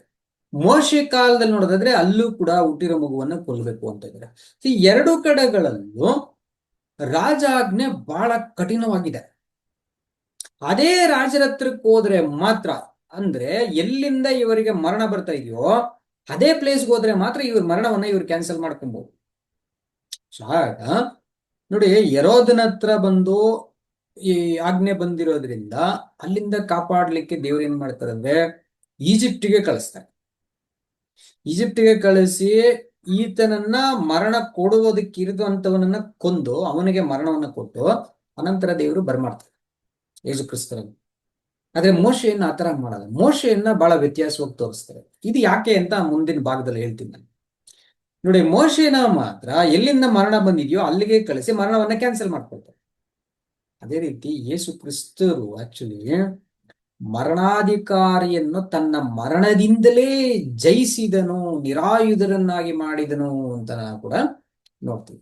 ಸೊ ಯೇಸು ಕ್ರಿಸ್ತರು ಆತ್ಮಿಕವಾಗಿರ್ತಕ್ಕಂಥ ಮರಣ ಎಲ್ಲಿಂದ ಬರ್ತದೋ ಅಲ್ಲಿಗೆ ಹೋಗಿ ಮರಣವೇ ನಿನ್ನ ಜಯವೆಲ್ಲಿ, ಮರಣವೇ ನಿನ್ನ ವಿಷದ ಕೊಂಡಿಯಲ್ಲಿ, ಪಾತಾಳವೇ ನಿನ್ನ ಜಯವೆಲ್ಲಿ ಅಂತ ಹೇಳಿ ಮರಣ ಇರೋ ಪ್ಲೇಸ್ಗೆ ಹೋಗಿ ಮರಣವನ್ನ ಎದುರಿಸಿ ತನ್ನ ಶರೀರ ಭಾವದಲ್ಲಿಯೇ ಮರಣವನ್ನ ಕೊಡ್ತಕ್ಕಂಥ ಪಾಪದ ಕೊಂಡಿಗೆ ಮರಣದಂಡನ ನಾವು ವಿಧಿಸ್ತಾರೆ. ಅದೆಲ್ಲ ತುಂಬಾ ಲೀಗಲ್ ಲ್ಯಾಂಗ್ವೇಜ್, ಅರ್ಥ ಮಾಡ್ಕೊಳ್ಳೋದು ಬಹಳ ಕಷ್ಟ. ನೀವು ಕಾನೂನಾತ್ಮಕವಾಗಿ ಯೋಚನೆ ಮಾಡಿದ್ರೆ ಅರ್ಥ ಮಾಡ್ಕೊಳಕ್ಕಾಗ್ತದೆ. ನಿಮ್ಗೆ ರೋಮ 8:4 ಇರುತ್ತೆ, 8:3-4 ಓದ್ಕೊಳ್ಬಹುದು. ಧರ್ಮಶಾಸ್ತ್ರವು ಯಾವುದನ್ನ ಮಾಡಲಾರದೆ ಇತ್ತೋ ಅದನ್ನ ದೇವರು ತಾನೇ ಮಾಡಿದನು, ಪಾಪಕ್ಕೆ ಅಧೀನವಾಗಿರ್ತಕ್ಕಂಥ ಈ ದೇಹದಲ್ಲಿ ತನ್ನ ಮಗನನ್ನ ಕಳಿಸಿ ಆ ದೇಹದಿಂದಲೇ ಪಾಪಕ್ಕೇನೆ ಮರಣದಂಡನೆ ವಿಧಿಸಿದ್ನು ಅಂತ ನೋಡ್ತೀವಿ. ಮೋಶೆಯವರು ಅಷ್ಟೇನೆ, ಎಲ್ಲಿಂದ ಮರಣದ ಆಜ್ಞೆ ಬಂದಿದೆಯೋ ಫರೋಹನ ಮನೆಯಿಂದ, ಆ ಮನೆಗೆ ಹೋಗಿರೋದ್ರಿಂದ ಈಗ ಫರೋಹನೇ ಸೆಕ್ಯೂರಿಟಿ ಕೊಟ್ಬಿಟ್ಟು ಈ ಮಗು ಬಂದ್ಬಿಟ್ಟು ನನ್ನ ಮಗಳು ಸಾಕೊಳ್ಳೋಕೆ ಅಂತ ತಂದ್ಬಿಟ್ಟಿದ್ದಾಳೆ, ಅಡಾಪ್ಟ್ ಮಾಡ್ಕೊಂಡ್ಬಿಟ್ಟಿದೀವಿ ನಾವು, ಈ ಮಗು ಮೇಲೆ ನೊಣ ವಾಲ್ಬಾರ್ದು ಅಂತ ಅಂದ್ಬಿಟ್ರೆ ಈಗ ಇಲ್ಲಿ ಇಬ್ರಿಯರ ಕೂಸುಗಳು ಸಾಯ್ಬಹುದು, ಈ ಐಗುಪ್ತ್ಯರ ಕೂಸುಗಳು ಸಾಯ್ಬಹುದು, ಬಟ್ ಮೋಶೆ ಮಾತ್ರ ಏನು ಆಗ್ಬಾರ್ದು. ಅಷ್ಟು ಸೇಫ್ಟಿ ಆಗ್ಬೇಕು ಮೋಶೆಗೆ. The most secured place in the entire Egypt ಅಂತ ಅಂದ್ಬಿಟ್ರೆ ಮೋಶೆ ಒಬ್ರೆ. ಯಾಕಂದ್ರೆ ಫರೋಹನ ಮಗಳು ರಾಣಿ, ಯುವರಾಣಿ ಸಾಕ್ತಾ ಇದ್ದಾಳೆ ಅಂತಂದ್ರೆ ಎಷ್ಟು ಸೆಕ್ಯೂರಿಟಿ ಇರ್ಬೇಕಾಗ್ತದೆ. ಆ ಮಟ್ಟಕ್ಕೆ ಸೇಫ್ಟಿಗೆ ಆಗ್ಬೇಕು. ಅದೇ ತರ ಯೇಸು ಕ್ರಿಸ್ತರು ಮರಣವೇ ನಿನ್ನ ಕೊಂಡಿಯಲ್ಲಿ, ನಿನ್ನ ಪಾಪದ ಕೊಂಡಿಯಲ್ಲಿ ಅಂತ ನೋಡುವಾಗ ಅವ್ರು ಇವಾಗ ಈಗ ಸತ್ತವನಾದೆನೋ ಯುಗ ಯುಗಾಂತರಗಳಲ್ಲಿಯೂ ಬದುಕುವವನಾಗಿದ್ದೇನೆ ಅಂತ ಹೇಳ್ತಾರೆ. ಅಂದ್ರೆ ಇನ್ ಮುಂದೆ ಅವರಿಗೆ ಮರಣದ ಭಯವೇ ಇಲ್ಲ. ಅವ್ರಿಗೆ ಮಾತ್ರ ಅಲ್ಲ, ಅವರ ಹಿಂಬಾಲಕರಾಗಿ ಒಳ್ಳೇದನ್ನ ಬೇಸರಗೊಳ್ಳದೆ ಯಾರು ಈ ಸುವಾರ್ಥ ಯುಗದಲ್ಲಿ ಪ್ರಭಾವಮಾನ ನಿರ್ಲಯತ್ವಗಳನ್ನ ಹೊಂದ್ಬೇಕಂತ ಒಳ್ಳೇದಕ್ಕೋಸ್ಕರ ಮೋಶೆ ತರ, ಯೋಕೆಬೇದಳ ತರ, ನಮ್ಮ ಮರಿಯಮ್ಮನ್ ತರ, ಯೋಸೆಫನ್ ತರ ಡಿಸೈಡ್ ಮಾಡ್ಕೊಳ್ತಾರೋ ಅವರುಗಳಿಗೂ ಎರಡನೇ ಮರಣದಿಂದ ಕೇಡಾಗುವುದೇ ಇಲ್ಲ ಅಂತ ಪ್ರಕಟಣೆಯಲ್ಲಿ ತುಂಬಾ ವಚನಗಳನ್ನ ನೋಡ್ತೇವೆ. ಅವ್ರಿಗೂ ಕೂಡ ಮರಣದ ಭಯ ಇರಲ್ಲ. ಅವರನ್ನ ನೋಡಿದ್ರೆ ಮರಣಕ್ಕೆ ಭಯ ಇರತ್ತೆ. ಯಾಕಂದ್ರೆ ಮರಣವನ್ನ ನಿವೃತ್ತಿ ಮಾಡೋ ಅಧಿಕಾರ ಬರ್ತದೆ ಅವ್ರಿಗೆ. ಮರಣವನ್ನ ನಿವೃತ್ತಿ ಮಾಡುವಂತ ಅಧಿಕಾರ ಅವ್ರಿಗಿರ್ತದೆ. ಹಾಗಾಗಿ ಅವ್ರನ್ನ ಏನು ಮಾಡಕ್ಕಾಗಲ್ಲ. ಹಾಗಾದ್ರೆ ಪ್ರಿಯ ದೈವ ಜನರೇ, ಮೋಶೆ ಮತ್ತು ಯೇಸು ಕ್ರಿಸ್ತರು ಇಬ್ಬರಲ್ಲಿ ಇರ್ತಕ್ಕಂಥ comparisons as a type and anti type. ಮೋಶೆ ಬಂದು ಟೈಪ್ ಆಗಿದ್ರು, ಯೇಸು ಕ್ರಿಸ್ತರು ಬಂದದ್ದು ಆಂಟಿ ಟೈಪ್. ಇದನ್ನ ಟೈಪಾಲಜಿಕಲ್ ಸ್ಟಡಿ ಅಂತ ಹೇಳ್ತೀವಿ. ನೋಡಿ ಎಷ್ಟು ಹೋಲಿಕೆಗಳು ಬರ್ತದೆ ನೋಡಿ. ನಾವಿನ್ನು ಬಿಗಿನಿಂಗ್ ಅಲ್ಲೇ ಇದ್ದೀವಿ, ಇಷ್ಟು ಸಿಮಿಲಾರಿಟೀಸ್ ಬರ್ತದೆ. ಇಲ್ಲೂ ಕೂಡ ಮಕ್ಕಳನ್ನ ಕೊಲ್ಲುವಾಗ ದೇವರು ಕಾಪಾಡ್ತಾರೆ, ಅಲ್ಲೂ ಕೂಡ ಏನ್ರಿ ಈಜಿಪ್ಟ್ಗೆನೆ ಕಳಿಸಿ ಕಾಪಾಡ್ತಾರೆ. ಇಲ್ಲಿ ಯಾಕೆ ಈ ಯೇಸು ಕ್ರಿಸ್ತರನ್ನ ಮೋಶೆ ಫರೋಹನ ಸನ್ನಿಧಾನಕ್ಕೆ ಹೋದಂಗೆ ಯೇಸು ಕ್ರಿಸ್ತರನ್ನ ಹೆರೋದನಗಳ ಹತ್ರ ಕಳಿಸ್ಬೇಕಲ್ವಾ ಅಂದ್ರೆ ಇನ್ನೊಂದು ವಚನ ನೆರವೇರ್ಬೇಕಾಗ್ತದೆ. ಐಗುಪ್ತ್ಯದಿಂದ ನನ್ನ ಮಗನನ್ನು ಕರೆದೆನು ಅನ್ನೋ ಮಾತು ನೆರವೇರ್ಬೇಕು. ಅದಕ್ಕೆ ಏನ್ ಮಾಡ್ತಾರೆ, ಪರ್ಟಿಕ್ಯುಲರ್ ಆಗಿ ಯೇಸು ಕ್ರಿಸ್ತರನ್ನ ಈಜಿಪ್ಟಿಗೆ ಕಳ್ಸೋದು, ಅಲ್ಲಾನೆ ಬೇರೆ ಕಡೆ ಕೂಡ ಕಳ್ಸಿರೋ, ಹೆರೋದನ್ ಮನೆಯಲ್ಲೇ ಕಳ್ಸ್ಬಿಟ್ಟಿರೋಬೇಕಂದ್ರೆ ನೋಡಿ ಆ ವಚನ ನೆರವೇರ್ಬೇಕು ಅನ್ನೋ ಕಾರಣಕ್ಕೆ ಏನ್ ಮಾಡ್ತಾರೆ, ಯೇಸು ಕ್ರಿಸ್ತರನ್ನ ಈಜಿಪ್ಟ್ಗೆನೆ ಕಳಿಸ್ತಾರೆ. ಅದನ್ನ ನಾವೇನ್ ಮಾಡೋಣ, ಹೋಶೇಯ ಗ್ರಂಥದ 11ನೇ ಅಧ್ಯಾಯ 1ನೇ ವಚನವನ್ನ ಒಂದ್ಸರಿ ಓದ್ಕೊಳ್ಳೋಣ ನಾವು. Book of Hoshea 11:1. ಇಸ್ರಾಯೇಲು ಕೇವಲ ಬಾಲ್ಯದಲ್ಲಿದ್ದಾಗ ನಾನು ಅದರ ಮೇಲೆ ಪ್ರೀತಿಯನ್ನಿಟ್ಟು ಆ ನನ್ನ ಮಗನನ್ನು ಐಗುಪ್ತ ದೇಶದಿಂದ ಕರೆದೆನು. ನೋಡ್ರಿ, ಇಲ್ಲಿ ಆ ನನ್ನ ಮಗನು ಅಂತ ಇಡೀ ಇಸ್ರೇಲ್ ಅನ್ನ ಸಂಬೋಧಿಸ್ತಾರೆ ದೇವರು. ಇಡೀ ಇಸ್ರೇಲ್ ಅನ್ನ ನನ್ನ ಮಗನು ಅಂತ ಸಂಬೋಧಿಸ್ತಾರೆ. ಸೊ ಆ ಈಜಿಪ್ಟಿಂದ ಕರದೆ ಅಂತಕ್ಕಂಥದ್ದು ಮೊದಲು ಇಸ್ರೇಲ್ ಎಂಬ ಮಗನು ಅಂತಾರೆ. ಇಸ್ರೇಲ್ನಲ್ಲಿ ಇರ್ತಕ್ಕಂಥ ಚೊಚ್ಚಲ ಮಕ್ಕಳನ್ನ ನನಗ್ ಮಕ್ಕಳಾಗ್ಲಿ ಅವರು ಅಂತ ಅಂತಾರೆ ದೇವರು. ಸೊ ಈ ರೀತಿ ಲೋಕದಲ್ಲೆಲ್ಲ ಇಸ್ರೇಲ್ ನನಗೆ ಚೊಚ್ಚಲ ಮಗ, ಹಂಗಂದ್ರೆ ಇಡೀ ಲೋಕವೇ ದೇವರಿಗೆ ಮಕ್ಕಳವ ಅನ್ನೋ ಅರ್ಥದಲ್ಲೂ ಕೂಡ ಮಾತನಾಡ್ತಾರೆ. ಸೊ ಈ ತರ ಕಂಪ್ಯಾರಿಸನ್ ನಾವು ನೋಡೋದಾದ್ರೆ, ನನ್ನ ಮಗನನ್ನ ನಾನು ಏನ್ ಮಾಡಿದೀನಿ, ಐಗುಪ್ತದಿಂದ ಕರೆದಿದ್ದೀನಿ ಅನ್ನೋ ಮಾತು ನೆರವೇರಕ್ಕೋಸ್ಕರ ಇದಾಯ್ತು ಅಂತ ಮತ್ತೆಯ 2:15 ಕೂಡ ನಿಮ್ಗೆ ಮೆನ್ಷನ್ ಮಾಡಿರ್ತೀನಿ ನಾನು. ನೀವು ಅದನ್ನ ನೋಡ್ಕೊಳ್ಬಹುದು, ವಚನವನ್ನ ಓದ್ಕೊಂಡ್ರೆ ಬೇಕಾದ್ರೆ ಅದನ್ನು. ಮ್ಯಾಥ್ಯೂ 2:15. ಹೆರೋದನು ತೀರಿ ಹೋಗುವ ತನಕ ಅಲ್ಲೇ ಇದ್ದನು. ಇದರಿಂದ ನನ್ನ ಮಗನನ್ನು ಐಗುಪ್ತ ದೇಶದೊಳಗಿಂದ ಕರೆದೆನೆಂದು ಕರ್ತನು ಪ್ರವಾದಿಯ ಮುಖಾಂತರ ಹೇಳಿದ ಮಾತು ನೆರವೇರಿತು. ಕರ್ತನು ಪ್ರವಾದಿ ಮೂಲಕ ಹೇಳಿಸಿದ ಈ ಮಾತು ನೆರವೇರಿತು ಅಂತ ನೋಡ್ತೀವಿ. ಸೊ ಇದನ್ನ ಮೋಶೆಗೆ ಹೇಳಿರೋದನ್ನ ಆಲ್ರೆಡಿ ನಿಮ್ಗೆ ನಾನು ಇಲ್ಲಿ ಡಿಸ್ಪ್ಲೇ ಮಾಡಿದ್ದೀನಿ. ವಿಮೋಚನ ಕಾಂಡ 2 5-10 ವಚನಗಳಲ್ಲಿ ಇದನ್ನ ನಾವು ನೋಡ್ತೀವಿ. ಅವರು ಈಜಿಪ್ಟ್ ನಲ್ಲಿ ಆ ಸೇಫೆಸ್ಟ್ ಪ್ಲೇಸ್ಗೆ ಹೋಗಿ ಆ ಸೇಫೆಸ್ಟ್ ಪ್ಲೇಸ್ ಅಲ್ಲಿ ಆತನನ್ನ ಸಾಕೋದಕ್ಕೆ ನಮ್ಮ ಯೋಕೆಬೆದಳನ್ನೇ, ಮೋಶೆಯ ಸ್ವಂತ ತಾಯಿಯನ್ನೇ, ಯಾಕೆ ದೇವ್ರು ಅದೇ ತಾಯಿಯನ್ನೇ ಮಾಡಿಸ್ತಾರಂದ್ರೆ, ಆಕೆ ಬಿಡಪ್ಪ ನನ್ನ ಮಗನ ಎಲ್ಲೋ ಒಂದ್ ಕಡೆ ಹೋಗಿ ಚೆನ್ನಾಗಿದ್ ಬಿಡ್ಲಿ ಅಂತ ಬಿಟ್ಬಿಟ್ರೆ ಆಕೆಗೆ ಏನ್ ಮಿಸ್ ಆಗುತ್ತೆ ಗೊತ್ತಾ, ಈ ಮಗನ ಆಮೇಲೆ ಐಗುಪ್ತರ ತರ ಬೆಳೆದ್ ಬಿಡ್ತಾನೆ. ಅವನು ಐಗುಪ್ತರ ತರ ಬೆಳಿಬಾರ್ದು. ಅವನು ಐಗುಪ್ತ ದೇಶದ ಅರಸನ ಮನೆಯಲ್ಲಿ ಬೆಳಿಬೇಕಷ್ಟೇ. ಆದ್ರೆ ಅವನ ಬೆಳವಣಿಗೆ ಮಾತ್ರ ಆ ದೇಶದ ಅರಸನಂತೆ ಬೆಳಿಬಾರ್ದವನು. ಅವನು ಅಬ್ರಹಾಮನ ಸಂತಾನದಂತೆ ಬೆಳಿಬೇಕು, ಯಾಕೋಬನ ಸಂತಾನದಂತೆ ಬೆಳಿಬೇಕು, ದಾವೀದನ ಸಂತಾನದಂತೆ ಬೆಳಿಬೇಕು ಅಂತಕ್ಕಂಥ ರೀತಿಯಲ್ಲಿ ಏನ್ ಮಾಡ್ತಾರೆ ಅಂದ್ರೆ, ನನ್ನ ಮಗನು ನಾನು ಹೇಳದಂತೆ ನನ್ನ ವಾಗ್ದಾನಗಳಲ್ಲಿ, ನನ್ನ ಒಡಂಬಡಿಕೆಗಳಲ್ಲಿ ನಂಬಿಕೆ ಇಟ್ಟು ಬರಬೇಕು. ಸೊ ನಮ್ಮ ಪಿತೃಗಳಿಗೆ ವಾಗ್ದಾನ ಮಾಡಿರ್ತಕ್ಕಂಥ ಆ ವಾಗ್ದಾನಗಳನ್ನ ನೆರವೇರಿಸುವನಾಗ್ಬೇಕು ಅಂತ ಹೇಳಿ ಆ ಮನೋಭಾವದಿಂದ ಯೋಕೆಬೆದಳು ಆ ಅಕ್ಕನನ್ನ ಅಲ್ಲಿ ಕಾವಲಿಟ್ಬಿಟ್ಟು, ನೋಡು ನನ್ನನ್ನೇ ಕರಿ ನೀನು ಬಂದು. ಆಕೆ ಕರೆಯುವಾಗ ಹಿಂಗೂ ಈ ಮಗುನ ನೋಡಿದ್ರೆ ಒಂದ್ ನಾಲ್ಕು ಕುಡ್ಸೋದಕ್ಕೆ ಯಾರೋ ಒಂದ್ ಇಬ್ರಿಯ ಹೆಣ್ಮಗಳನ್ನ ಕರ್ಕೊಂಬ ಅಂತ ಹೇಳ್ತಾರೆ. ಸೊ ನೀನ್ ಅಲ್ಲೇ ಹತ್ತಿರದಲ್ಲಿ ಇದ್ಬಿಟ್ಟು ಓಕೆ ಒಂದು ಕೂಲಿ ಅಲ್ಲಿ ಕರ್ಕೊಂಡ್ಬರ್ತೀನಿ ಅಂತ ನೀನ್ ಬಂದ್ಬಿಡು, ನಾನು ಬರ್ತೀನಿ. ಸಿ ವೆಲ್ ಪ್ಲಾನ್ಡ್ ಇದೆಲ್ಲ. ಇಷ್ಟೊಂದು ಪ್ಲಾನಿಂಗ್ ಎಲ್ಲ ಹೆಂಗ್ ಬರ್ತದೆ ಅಂದ್ಬಿಟ್ರೆ, ಒಂದು ದೇವರಲ್ಲಿ ಇಟ್ಟಿರ್ತಕ್ಕಂಥ ನಂಬಿಕೆ ಮತ್ತು ಆ ನಂಬಿಕೆಯ ಯೋಜನೆಯನ್ನ ಸಕ್ಸಸ್ ಮಾಡೋದಕ್ಕೆ ನಮಗೆ ಮನಸ್ಸಿದ್ದು ಬಿಟ್ರೆ, ಆ ಮನಸ್ಸಿನಲ್ಲಿ ದೇವರು ತನ್ನ ಯೋಜನೆಯನ್ನ ಆಕ್ಷನ್ ಪ್ಲಾನ್ ಒಂದೊಂದೇ ಆಕ್ಷನ್ ನೆಕ್ಸ್ಟ್ ಕೊಡಕ್ ಹೋಗ್ತಾರೆ. ನಮ್ಮನ್ನು ಕೂಡ ಇದೇ ತರ ನಡೆಸ್ತಾರೆ ದೇವರು. ಒಂದೊಂದೇ ಕೆಲಸಗಳು ಕನೆಕ್ಟ್ ಮಾಡ್ತಾರೆ. ನಾವು ಯಾರ್ಯಾರೋ ಎಲ್ಲೆಲ್ಲೋ ಪರಿಚಯ ಇರಲ್ಲ, ಯಾವ್ಯಾವ್ದೋ ಭಾಷೆಗಳು ಇರ್ತೀವಿ, ಯಾವ್ಯಾವ್ದೋ ಪ್ರದೇಶಗಳು ಇರ್ತೀವಿ, ಹೆಂಗೆಂಗೋ ಕನೆಕ್ಟ್ ಆಗಿರ್ತೀವಿ. ಎಕ್ಸಾಂಪಲ್ ನಮ್ಮ ಈ ಒಂದು ಝೂಮ್ ಮೀಟಿಂಗ್ ತಗೋದು, ನಾವ್ ಯಾರೋ ಎಲ್ಲೆಲ್ಲೋ ಇದ್ದು ಯಾರೋ ಪರಿಚಯ ಮಾಡಿ, ಯಾರೋ ವಾಟ್ಸ್ಆ್ಯಪ್ನಲ್ಲೋ ಯೂಟ್ಯೂಬ್ನಲ್ಲೋ ಫೇಸ್ಬುಕ್ನಲ್ಲೋ ಹೆಂಗೋ ಕನೆಕ್ಟ್ ಆಗಿ ಯಾರ್ದೋ ವಿಡಿಯೋನ ನೋಡ್ತಾ ಅವ್ರ ವಿಡಿಯೋಗಳಲ್ಲಿ ನಂದೊಂದು ವಿಡಿಯೋ ಬಂದು ನಾನ್ ನಿಮ್ ಜೊತೆಗಳೆಲ್ಲ ಸೇರಿ ಅನೇಕರು ಯೂಟ್ಯೂಬ್ ಮುಖಾಂತರ, ಫೇಸ್ಬುಕ್ ಮುಖಾಂತರ, ವಾಟ್ಸ್ಆ್ಯಪ್ ಮುಖಾಂತರ ಮತ್ತು ಕೆಲವರು ಸ್ನೇಹಿತರುಗಳ ಮುಖಾಂತರ ಡೈರೆಕ್ಟ್ ಆಗಿ ಈ ತರ ಇದೆಲ್ಲ ಎಲ್ಲೋ ಒಂದ್ ಕಡೆ ನಮ್ಗೆ ಮನ್ಸು ಸ್ವಲ್ಪ ನಾನು ದೇವ್ರ ಕೆಲಸದಲ್ಲಿ ಇನ್ವಾಲ್ವ್ ಆಗ್ಬೇಕು, ದೇವ್ರಿಗೆ ಯೋಜನೆಯಲ್ಲಿ ಏನೋ ನನ್ನ ಪಾತ್ರ ಮಾಡ್ಬೇಕು, ನಾನು ಯಥಾರ್ಥವಾಗಿ ಬಳಕೆ ಆಗ್ಬೇಕು, ನಾನು ನಾಳೆ ಒಂದು ಪಕ್ಷ ದೇವ್ರ ಕೇಳಿದ್ರೆ ಹೆಂಗಪ್ಪ ಅಂತಕ್ಕಂಥ ಸ್ವಲ್ಪ ಕಾನ್ಶಿಯಸ್ ಆಗ್ಬಿಟ್ರೆ, ಪ್ರಜ್ಞಾವಂತರಾಗ್ಬಿಟ್ರೆ ದೇವರು ಪ್ರಾಪರ್ ಕನೆಕ್ಟ್ ಮಾಡ್ತಾರೆ ಎಲ್ಲವನ್ನ ಅನ್ನೋದಕ್ಕೆ ಇದೊಂದು ಬ್ಯೂಟಿಫುಲ್ ಎಕ್ಸಾಂಪಲ್. ನಮ್ಗೆ ಅಲ್ಲಿ ಯೋಕೆಬೆದಳು ಇರ್ಬಹುದು, ಇಲ್ಲಿ ನಮ್ಮ ಯೋಸೆಫ್ನ ಇರ್ಬಹುದು, ಮರಿಯಮ್ಮ ಇರ್ಬಹುದು, ಇವರೆಲ್ಲರೂ ದೇವರ ಪ್ಲಾನ್ ಅನ್ನ ಕೇಳಿಸ್ಕೊಂಡು ಪ್ರಾಪರ್ ಆಗಿ ಅದರ ಪ್ರಕಾರವಾಗಿ ನಡೀತಾರೆ ಅಂತಕ್ಕಂಥದ್ದನ್ನ ನಾವು ನೋಡ್ತೀವಿ ಈ ಕಂಪಾರಿಸನ್ಸ್ ಅಲ್ಲಿ.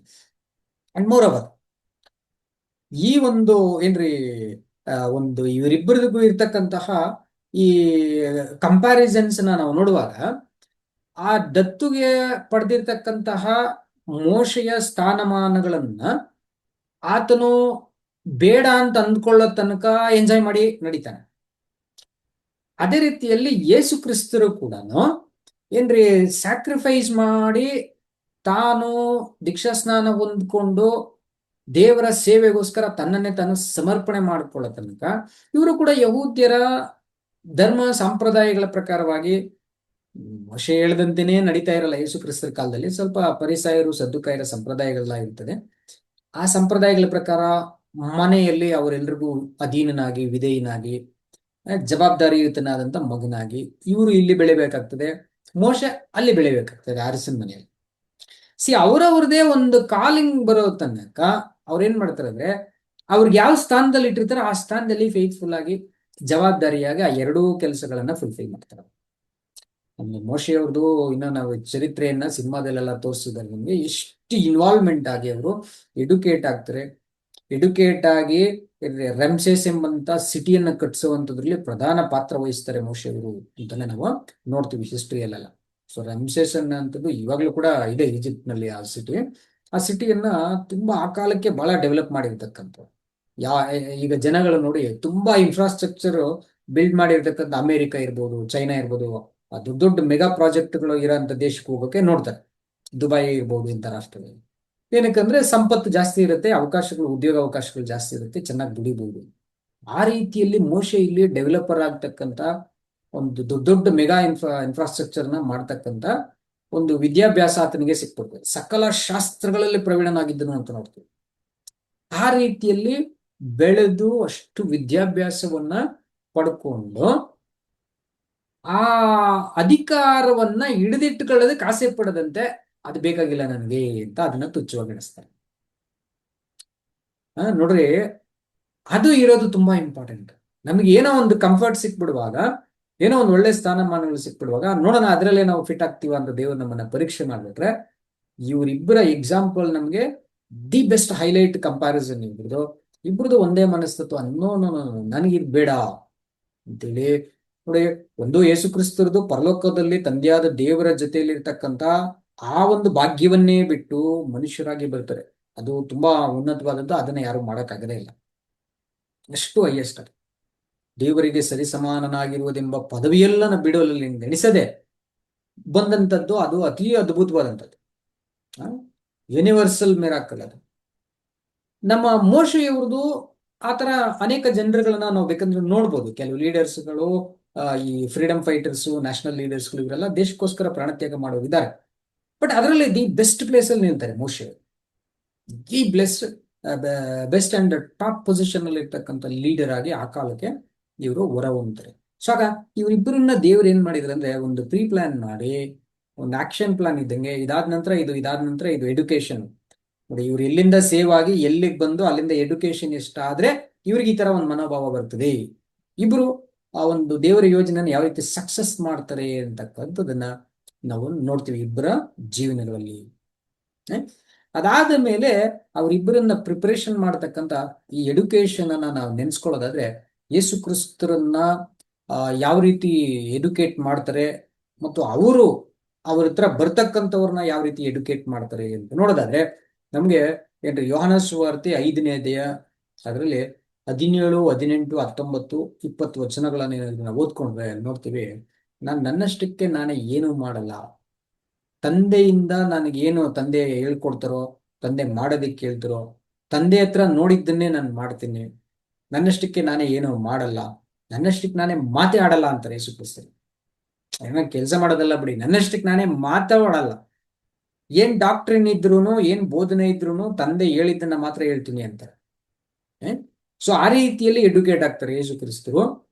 ಮತ್ತು ಭೂಲೋಕದಲ್ಲಿ ಬಂದು ನೋಡಿದ್ರು ಅವರು 12ನೇ ವಯಸ್ಸಷ್ಟೊತ್ತಿಗೆ ಆಲ್ರೆಡಿ ಅವರ ಜ್ಞಾನ ಹೇಗಿತ್ತು ಅಂದ್ರೆ, ಲೂಕಾ ಸುವಾರ್ತೆಯಲ್ಲಿ ನಾವು ಓದೋ ಪ್ರಕಾರ ಶಾಸ್ತ್ರಿಗಳಿಗೂ ಒಂದು ಸ್ಕಾಲರ್ಸ್ಗಳು, ಪಂಡಿತರುಗಳ ಮಧ್ಯದಲ್ಲಿ ಕೂತ್ಕೊಂಡು ಅವರು ಹೇಳೋ ವಿಷಯಗಳನ್ನ ಈತ ಕೇಳಿಸ್ಕೊಂಡು ಅವ್ರಿಗೆ ಪ್ರಶ್ನೆಗಳನ್ನ ಹಾಕುವಾಗ ಉತ್ತರ ಕೊಡೋಕ್ಕಾಗದೆ ಅವರು ತೊಳಲಾಡ್ತಾ ಇರ್ಬೇಕಾದ್ರೆ ಅದಕ್ಕೆ ಇವರೇ ಉತ್ತರನ ಕೊಟ್ಬಿಡುವಾಗಂತೂ ತುಂಬಾ ಸರ್ಪ್ರೈಸ್ಡ್, ಅವ್ರಿಗೆಲ್ಲ ಆಶ್ಚರ್ಯ, ಎಲ್ಲಿಂದ ಬಂತು ಈ ವಯಸ್ಸಿಗೆ ಈ ಬಾಲಕನಿಗೆ ಇಷ್ಟೊಂದು ಜ್ಞಾನ, ಅಷ್ಟೊಂದು ಜ್ಞಾನವನ್ನ ಪಡ್ಕೊಂಡ್ರವರು. ಇವತ್ತು ನಾವು ನೋಡ್ರಿ ಆನ್ಲೈನ್ ಅಲ್ಲಿ ವಾರಕ್ಕೆ 1 ಅವರ್ 2 ಅವರ್ ಈ ತರ ಕೂಡ್ಕೊಳ್ಳೋದಕ್ಕೆ ನಮ್ಗೆ ಇಷ್ಟು ಕಷ್ಟಪಡ್ತೀವಿ. ನಾನ್ ನಿಮ್ಗೆ ನೋಟ್ಸ್ ಅದು ಇದೆಲ್ಲ ಪ್ರಿಪೇರ್ ಮಾಡಿ ಕಳಿಸಿ ಓದ್ಕೊಳ್ರಿ, ಆಡಿಯೋ ಕೇಳಿಸ್ಕೊಡ್ರಿ ಅಂತ ಹೇಳಿದ್ರು ನಮ್ದೇ ಆದಂತ ಒತ್ತಡಗಳ ನಿಮಿತ್ತ ಸಮಟೈಮ್ಸ್ ಕೇಳಿಸ್ಕೊಳಕ್ಕೂ ಆಗಿರಲ್ಲ, ಸಮಟೈಮ್ಸ್ ನೋಟ್ಸ್ ಓದಕ್ಕೂ ಟೈಮ್ ಸಿಕ್ಕಿರಲ್ಲ, ಅಷ್ಟು ಬಿಸಿ ಮಾಡ್ಕೊಂಡಿರ್ತೀವಿ. ಯಾಕಂದ್ರೆ ನಮ್ಗೆ ಇದೇ ಗೋಲ್ ಅಂತ ಒನ್ಸ್ ಫಿಕ್ಸ್ ಆಗ್ಬಿಟ್ರೆ ನೋಡಿ, ಯೇಸು ಕ್ರಿಸ್ತರ ತರ ಅಥವಾ ಮೋಶೆ ತರ ನಾವು ತಯಾರಾಗ್ಬಿಡ್ತೀವಿ. ಈಗ ಮೋಶೆ ತಾಯಿ ನೋಡು, ದೇವರು ನಿನ್ನನ್ನು ಇದಕ್ಕೋಸ್ಕರನೇ ಕಾಪಾಡಿದರೆ, ಇದಕ್ಕೋಸ್ಕರನೇ ನನ್ನನ್ನೇ ನಿನ್ಗೆ ತಾಯನ್ನಾಗಿ ಇಟ್ಟಿದ್ದಾರೆ, ನಾವಿಬ್ಬರೂ ಈ ಅರಮನೆಯ ಸುಖ ಸಂತೋಷಗಳನ್ನು ಅನುಭವಿಸಕ್ಕಲ್ಲ ನಾವಿಲ್ಲಿ ಬಂದಿರೋದು. ಎಷ್ಟು ಸಾಧ್ಯ ಆಗುತ್ತೋ ಅಷ್ಟು ನೀನು ವಿದ್ಯಾವಂತನಾಗ್ಬೇಕು, ಒಂದಲ್ಲ ಒಂದಿನ ನೀನು ಲೀಡರ್ ಆಗಕ್ ಹೋಗ್ತೀಯ, ನೀನು ಎಲ್ಲರನ್ನ ಇಸ್ರೇಲನ್ನ ವಿಮೋಚಿಸುವನಾಗ್ತೀಯ, ನಿನ್ ಸಹೋದರರ ಕಷ್ಟವನ್ನ ನೀನು ಒಂದಿನ ನೋಡ್ಬೇಕಾಗ್ತದೆ. ನೋಡುವಾಗ ನೀನು ಯಾವಾಗ ನಿನ್ನನ್ನ ಬಿಡುಗಡೆಗೆ ದೇವ್ರು ಅಪಾಯಿಂಟ್ ಮಾಡ್ತಾರೋ ನೀನು ಪ್ರಿಪೇರ್ ಆಗಿರ್ಬೇಕಾಗ್ತದೆ, ಸೊ ನೀನು ಎಡ್ಯುಕೇಟ್ ಆಗಿರ್ಬೇಕಾಗ್ತದೆ ಅಂತೇಳಿ ನೋಡುವಾಗ ಐಗುಪ್ತ್ಯರ ಸಕಲ ಶಾಸ್ತ್ರಗಳಲ್ಲಿ ಪಾರಂಗತನಾಗಿದ್ರು ಮೋಶೆ ಅಂತ ನೋಡ್ತೇವೆ.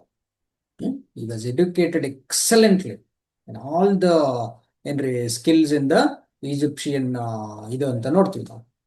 ಸೊ ನಮ್ಮ ಯೇಸು ಕ್ರಿಸ್ತರ ಅಂತ ನೋಡ್ಬಿಟ್ರೆ ಅಂತೂ ಪರಿಸರ ಸದುಕಾಯರು ಉತ್ತರ ಕೊಡಕ್ ಆಗದೆ ಇರೋ ಮಟ್ಟಕ್ಕೆ ಎಡ್ಯುಕೇಟ್ ಆಗಿರೋದನ್ನ ನೋಡ್ತೀವಿ. ಸೊ ಹಾಗಾದ್ರೆ ನಾವೆಷ್ಟು ಎಡ್ಯುಕೇಟ್ ಆಗ್ತಾ ಇದ್ದೀವಿ ಅಂತಕ್ಕಂಥದ್ದನ್ನ ನೋಡ್ಬೇಕು. ಎಡ್ಯುಕೇಟ್ ಆಗಿ ನಾವು ಅದನ್ನ ಅಳವಡಿಸ್ಕೊಳ್ತಾ ಇದ್ದೀವಾ ಅನ್ನೋಂಥದ್ದು ಇನ್ನು ಅಲ್ಟಿಮೇಟ್. ಮೋಶೆಯವರು ನಿಮ್ಗೆ ಇಬ್ರಿಯ ವಚನ ಹಾಕಿರ್ತೀನಿ ನಾನು, 11ನೇ ಅಧ್ಯಾಯ 24ರಿಂದ 26 ವಚನಗಳಲ್ಲಿ ನೀವು ಓದ್ಕೊಳ್ಳಿ, ಅದನ್ನ ಸಂಪೂರ್ಣ ವಚನ ಓದ್ಕೊಟ್ರೆ ನಿಮ್ಗೆ ಗೊತ್ತಾಗುತ್ತೆ. ಈ ಐಗುಪ್ತ್ಯದಲ್ಲಿರ್ತಕ್ಕಂಥ ನೆಕ್ಸ್ಟ್ ಫರೋಹನ ಸ್ಥಾನಕ್ಕೆ ಬರ್ಬೇಕಿತ್ತ, ಆ ದೇಶದ ಸಕಲ ಐಶ್ವರ್ಯಕ್ಕೆ ಈತ ನೆಕ್ಸ್ಟ್ ಯುವರಾಜ, ನೆಕ್ಸ್ಟ್ ಅಪ್ಕಮಿಂಗ್ ಪ್ರಿನ್ಸ್ ಈತ. ಅದನ್ನ ಬಿಟ್ಕೊಡೋದು ಅಂತ ಅಂದ್ಬಿಟ್ರೆ ಖಂಡಿತ ಬಹಳ ಕಷ್ಟ ಇದೆ. ನೆಕ್ಸ್ಟ್ ಕಿಂಗ್ ಆಗ್ಬೇಕಾಗಿರೋನು ಆ ದೇಶನೇ ತೊರೆದು ಆಚೆ ಓಡೋಗ್ಬಿಡಂತ ಪರಿಸ್ಥಿತಿ ಬಂದಾಗ ಅದನ್ನ ಟಾಲರೇಟ್ ಮಾಡಕ್ಕಾಗದೆ ಸೂಸೈಡ್ ಮಾಡ್ಕೊಂಡ್ಬಿಡ್ಬೇಕನ್ನಷ್ಟು ಡಿಸಪಾಯಿಂಟ್ ಆಗ್ಬಿಡ್ತೀವಿ ನಾವಾದ್ರೆ. ಅಯ್ಯೋ ಎಲ್ಲ ಹೊರಟೈತೆ, ಏನೋ ಮನೆ ಹೋಗ್ಬಿಡ್ತು, ಆಸ್ತಿ ಹೋಗ್ಬಿಡ್ತು. ಸಮಟೈಮ್ಸ್ ಇವನ್ ಪರ್ಸನಲ್ ಆಗಿ ನನ್ನ ಬಗ್ಗೆನೇ ಹೇಳ್ಬೇಕಂದ್ರೆ ನನಗೂ ಇದು ಸಮಟೈಮ್ಸ್ ಅನ್ಸುತ್ತೀರಿ, ಯಾಕಂದ್ರೆ ತುಂಬಾ ದೊಡ್ಡ ದೊಡ್ಡ ಕೆಲವು ಲಾಸ್ಗಳನ್ನ ಮಾಡ್ಕೊಂಡಿದ್ದೀನಿ, ತುಂಬಾ ದೊಡ್ಡ ಲಾಸ್. ಅದನ್ನ ಇವತ್ತು ನಾನು ಎಲ್ಲ ಸಹೋದರಗಳೊಟ್ಟಿಗೆ ಹೇಳಲಿಕ್ಕೂ ಆಗದೆ ಇರತಕ್ಕಂಥ ಅತಿ ದೊಡ್ಡ ನಷ್ಟಗಳನ್ನ ಅನುಭವಿಸಿರ್ತೀನಿ. ಅದನ್ನ ರಿಕವರಿ ಆಗೋದಕ್ಕೆ ಕನಿಷ್ಠ 5ರಿಂದ 10 ವರ್ಷಗಳು ತಗೊಳ್ತಾ ಇರ್ತೀನಿ. 10 ವರ್ಷ ಹೋದ್ರೂ ಇನ್ನೂ ರಿಕವರಿ ಆಗಿರಲ್ಲ, ಅಷ್ಟು ನಷ್ಟಗಳನ್ನ ಪಟ್ಟಿರ್ತೀವಿ. ಆ ನಷ್ಟ ಹೊಂದಿದ ಸಮಯದಲ್ಲಿ ಬದುಕಿರಬಾರ್ದು, ನಾವು ಪ್ರಾಣ ತಕ್ಕೊಂಡ್ಬಿಡ್ಬೇಕಪ್ಪ ಅನ್ನುವಷ್ಟು ದುಃಖಕ್ಕೊಳಗಾಗಿರ್ತೀವಿ. ಆದ್ರೆ ಅದೇ ಜೀವನ ಅಲ್ಲ. ಈ ಸಣ್ಣದು ನಮ್ಮ ಅಲ್ಪ ಜೀವಮಾನದಲ್ಲಿ ನಮ್ಗೆ ಅಂಥದ್ದಕ್ಕೆ ಹಂಗ ಅನ್ಸಿದ್ರೆ, ನನಗೆ ಈ ತರ ಈ ವ್ಯಕ್ತಿಗಳನ್ನ ನಾನು ನೋಡುವಾಗ ನನ್ಗೆ ಅನ್ಸುತ್ತೆ, ನಾವೆಷ್ಟು ಹೀನಾಯವಾಗಿದ್ದೀವಲ್ವಾ, ನಾವು ಯಾವ್ದೋ ಒಂದು ವಿಷಯ ಕಳ್ಕೊಂಡಿದ್ದಕ್ಕೆ ಪ್ರಾಣನೇ ಹೋಗ್ಬಿಡ್ಲಪ್ಪ, ಅಥವಾ ನಾನು ಬದುಕಲೇಬಾರ್ದು ಅಂತೆಲ್ಲ ನಾವು ಅಂದ್ಕೊಳ್ತೀವಿ. ಆಫ್ಟರ್ ಆಲ್ ಮೋಶೆಯವರ ಕಾಲ ಹತ್ರ ನಿಂತ್ಕೊಳ್ಳೋ ಯೋಗ್ಯತೆಗಳು ಕೂಡ ನಮ್ಗಿರಲ್ವಲ್ಲ. ಯೇಸು ಕ್ರಿಸ್ತರನ್ನ ಬಿಟ್ಬಿಡೋಣ, ಯೇಸು ಕ್ರಿಸ್ತರ ಎಂದು ಯೋಚನೆ ಮಾಡೋಕ್ಕಾಗಲ್ಲ. ಮೋಶೆಯವರೇ ನೋಡಿ, ಐಗುಪ್ತ್ಯದ ಸಕಲ ಐಶ್ವರ್ಯಗಳು ಲಾಸ್ ಆಗ್ಬಿಟ್ರು, ಎಲ್ಲ ಯಾವ್ದು ಬೇಡ ನನ್ಗೆ ಅಂತೇಳಿ ಅಟ್ ಎ ಟೈಮ್ ಡಿಸಿಷನ್ ತಗೊಂಡು ಈಜಿಪ್ಟನ್ನ ಬಿಟ್ಟು ಆಚೆ ಹೋಗ್ಬಿಡ್ತಾರೆ ಅವ್ರು. ಅಂದ್ಬಿಟ್ರೆ ಸರಿ, ಅದಕ್ಕೇನ ಬಾಧೆ ಪಡ್ತಾ ಇದೆಯಾ ಅಂದ್ರೆ ಇಲ್ಲ, ಆರಾಮಾಗಿದ್ದಾರೆ ಅವರು. ಮೇ ಬಿ ಬಿಗಿನಿಂಗ್ ಅಲ್ಲಿ ಸ್ವಲ್ಪ ಬೇಜಾರಾಗಿರ್ಬೋದು, ಆದ್ರೆ ತನ್ನ ಜನರನ್ನ ಬಿಡಿಸುವಂತ ಆ ಒಂದು ಇದು ದಾಹಾತನಲ್ಲಿ ಹೋಗಿಲ್ಲ. ಈಜಿಪ್ಟನ್ನ ಬಿಟ್ಟೋಗಿ 40 ವರ್ಷಗಳಾದ ಮೇಲೆ ದೇವರು ಬಂದ್ ಮಾಡ್ತೀಯ ಅಂತಂದ್ಬಿಟ್ರೆ ನನಗೆ ಕಷ್ಟ ಅಂತ ಹೇಳ್ತಾರೆ, ಬಿಟ್ರೆ ಆಸೆ ಇಲ್ಲ ಅಂತ ಹೇಳಲ್ಲ. ಆಸೆ ಇದೆ, ಬಟ್ ನನ್ನಿಂದ ಆಗಲ್ಲ, ಬೇರೊಬ್ಬರನ್ನ ಅಪಾಯಿಂಟ್ ಮಾಡು. ಅಲ್ಟಿಮೇಟ್ಲಿ ಬಿಡುಗಡೆ ಮಾಡ್ಲೇಬೇಕನ್ನಂತಿದ್ದೆ ನನಗೆ ಆ ಕೆಪಾಸಿಟಿ ಇದೆ ಅಂತ ನಾನು ಯೋಚನೆ ಮಾಡಲ್ಲ. ದೇವ್ರೆ, ನನ್ನ ಕೈಯಲ್ಲಿ ಆಗದೆ ಹೋಗ್ಬೋದು, ಅದಕ್ಕೆ ಬೇರೊಬ್ಬರನ್ನ ನೇಮ್ಸೋ, ಬಟ್ ಬಿಡುಗಡೆ ಆಗ್ಬೇಕು ನನ್ನ ಜನಗಳಿಗೆ ಅಂತ. ನೋಡಿ, ನನ್ನ ಸ್ಥಾನಮಾನ, ನನ್ನ ಐಶ್ವರ್ಯ, ನನ್ನ ಹೆಸರು ಏನಾದ್ರೂ ಪರವಾಗಿಲ್ಲ, ನನ್ನ ಜನಗಳ ರಕ್ಷಣೆ ಆಗ್ಬೇಕು, ಅವರ ವಿಮೋಚನೆ ಆಗ್ಬೇಕು ಅಂತಕ್ಕಂಥ ಒತ್ತಡ ಇದೆ. ಬಟ್ ಈಗಿನ ಕಾಲದಲ್ಲಂತೂ ನಾವು ನಮ್ಮ ಕ್ರೈಸ್ತರಲ್ಲಿ ಇದನ್ನ ನೋಡೋದು ತೀರಾ ಕಡಿಮೆ.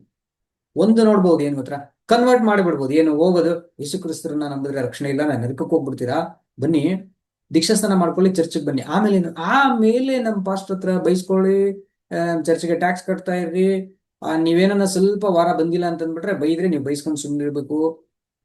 ಮೀಟಿಂಗ್ಗಳೆಲ್ಲ ಕರೆಕ್ಟಾಗಿ ಅಟೆಂಡ್ ಮಾಡಬೇಕು, ಯಾವ್ಯಾವ್ದಕ್ಕೆ ಏನೇನು ಫಂಡಿಂಗ್ಸ್ ಇರುತ್ತೆ ಆ ಎಲ್ಲ ಫಂಡಿಂಗ್ ಅಲ್ಲಿ ನೀವು ಪಾರ್ಟಿಸಿಪೇಟ್ ಮಾಡಬೇಕು. ಯಾವ್ದ್ರಲ್ಲಿ ಮಾಡಿಲ್ಲ ಅಂತ ಅಂದ್ಬಿಟ್ರು ಕಷ್ಟ.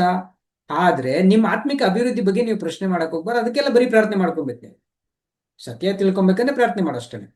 ಕಷ್ಟ ಇದೆ ಅಂದ್ರೆ ಪ್ರಾರ್ಥನೆ ಮಾಡ್ಕೋ, ನಾವು ಪ್ರಾರ್ಥನೆ ಮಾಡ್ತೀವಿ ನಿನ್ಗೋಸ್ಕರ, ನೀನು ಪ್ರಾರ್ಥನೆ ಮಾಡ್ಕೋ. ಈ ತರ ಕನ್ವರ್ಟ್ ಮಾಡಿ ಯೇಸು ಕ್ರಿಸ್ತರು ಹೇಳ್ತಾರೆ ಮತ್ತಾಯ 23ನೇ ವಚನದಲ್ಲಿ, ನಿಮ್ಮ ಮತದಲ್ಲಿ ಒಬ್ಬನ ಸೇರಿಸ್ಕೊಳ್ಳಕ್ಕೆ ನೀವು ಸಮುದ್ರವನ್ನ ಭೂಮಿನ ಸುತ್ಕೊಂಬ ಅಂತ ಹೇಳ್ತೀರಾ, ಆಮೇಲೆ ನಿಮಗಿಂತ ಅಯೋಗ್ಯನನ್ನಾಗಿ ಮಾಡ್ತೀರಾ ಅವನನ್ನ, ನಿಮಗಿಂತ ಹೆಚ್ಚು ನರಕ ಪಾತ್ರನಾಗಿ ಮಾಡ್ತೀರಾ ನೀವು ಅವನನ್ನ.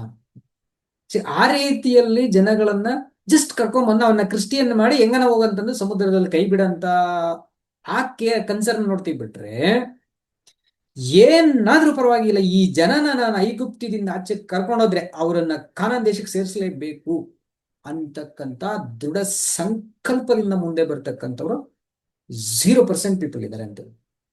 ತುಂಬಾ ತುಂಬಾ ಕಡಿಮೆ. ಹೇಗಾದ್ರೂ ಮಾಡಿ ಇವರನ್ನ ಅಂತ್ಯದವರೆಗೂ ನಿಲ್ಲಿಸ್ಬೇಕು. ರಕ್ಷಕರಾದ ಯೇಸು ಕ್ರಿಸ್ತರು ಹೇಳ್ತಾರೆ, ನಾನು ನಿಮ್ಮನ್ನ ಲೋಕದಿಂದ ಆರಿಸಿ ತೆಗೆದುಕೊಂಡು ನೀವು ಹೊರಟು ಹೋಗಬೇಕು, ನೀವು ಹೋಗಿ ಫಲ ಕೊಡ್ಬೇಕು, ನೀವು ಕೊಡುವ ಫಲ ನಿಲ್ಲ ಅಂತದ್ದಾಗ್ಬೇಕು. ನೋಡಿ, ಅವರು ನಿಲ್ಲುವಂತದ್ದಾಗಬೇಕು, ಪ್ರಭಾವ ಸಹಿತವಾದ ರಕ್ಷಣೆಯನ್ನ ನೀವು ಹೊಂದ್ಕೊಳ್ಬೇಕು ಅಂತ ಪೌಲ್ ಹೇಳ್ತಾರೆ. ನಾನು ನಿಮ್ಗೋಸ್ಕರ ಯಾಕೆ ಇಷ್ಟು ಕಷ್ಟಪಡ್ತೀನಿ ಅಂದ್ರೆ, ನೀವೆಲ್ಲರೂ ಕಾಮನ್ ಸ್ಯಾಲ್ವೇಷನ್ ಅಲ್ಲ, ಪ್ರಭಾವ ಸಹಿತವಾದ ರಕ್ಷಣೆ. ನಮ್ಮ ಸಹೋದರರು ಪ್ರಾರ್ಥನೆಯಲ್ಲಿ ಹೇಳಿದಂತೆ, ಲೋಕದಲ್ಲಿರ್ತಕ್ಕಂಥ ಮಲಿನತ್ವಕ್ಕೆ ತಪ್ಪಿಸಿಕೊಂಡು, ಕೆಟ್ಟತನಕ್ಕೆ ತಪ್ಪಿಸಿಕೊಂಡು ನಾವು ದೇವರ ದಿವ್ಯ ಸ್ವಭಾವದಲ್ಲಿ ಪಾಲುಗಾರರಾಗ್ಲಿಕ್ಕೆ, ಅಂತ ರಕ್ಷಣೆಯಲ್ಲಿ ಸೇರಿಸ್ಲಿಕ್ಕೆ ಏನ್ ಮಾಡ್ಬೇಕೋ ಅದನ್ನ ಮಾಡ್ಬೇಕು. ಎಷ್ಟು ವರ್ಷ ತಗೊಳುತ್ತೆ? 20 ವರ್ಷನ, 30 ವರ್ಷನ, 50 ವರ್ಷನ ನಾನು ಮಾಡ್ಬೇಕು ಅದಕ್ಕೋಸ್ಕರ ಏನ್ ಲಾಸ್ ಆಗುತ್ತೋ ಆಗ್ಲಿ ಅಂತಕ್ಕಂಥದ್ದು ಯಾರಿಗೆ ಬರ್ತದೆ ನೋಡಿ, ಅದು ನಿಜವಾದ ದೇವರ ಸೇವೆ. ಅವನು ನಿಜವಾದ ದೇವರ ಸೇವಕ.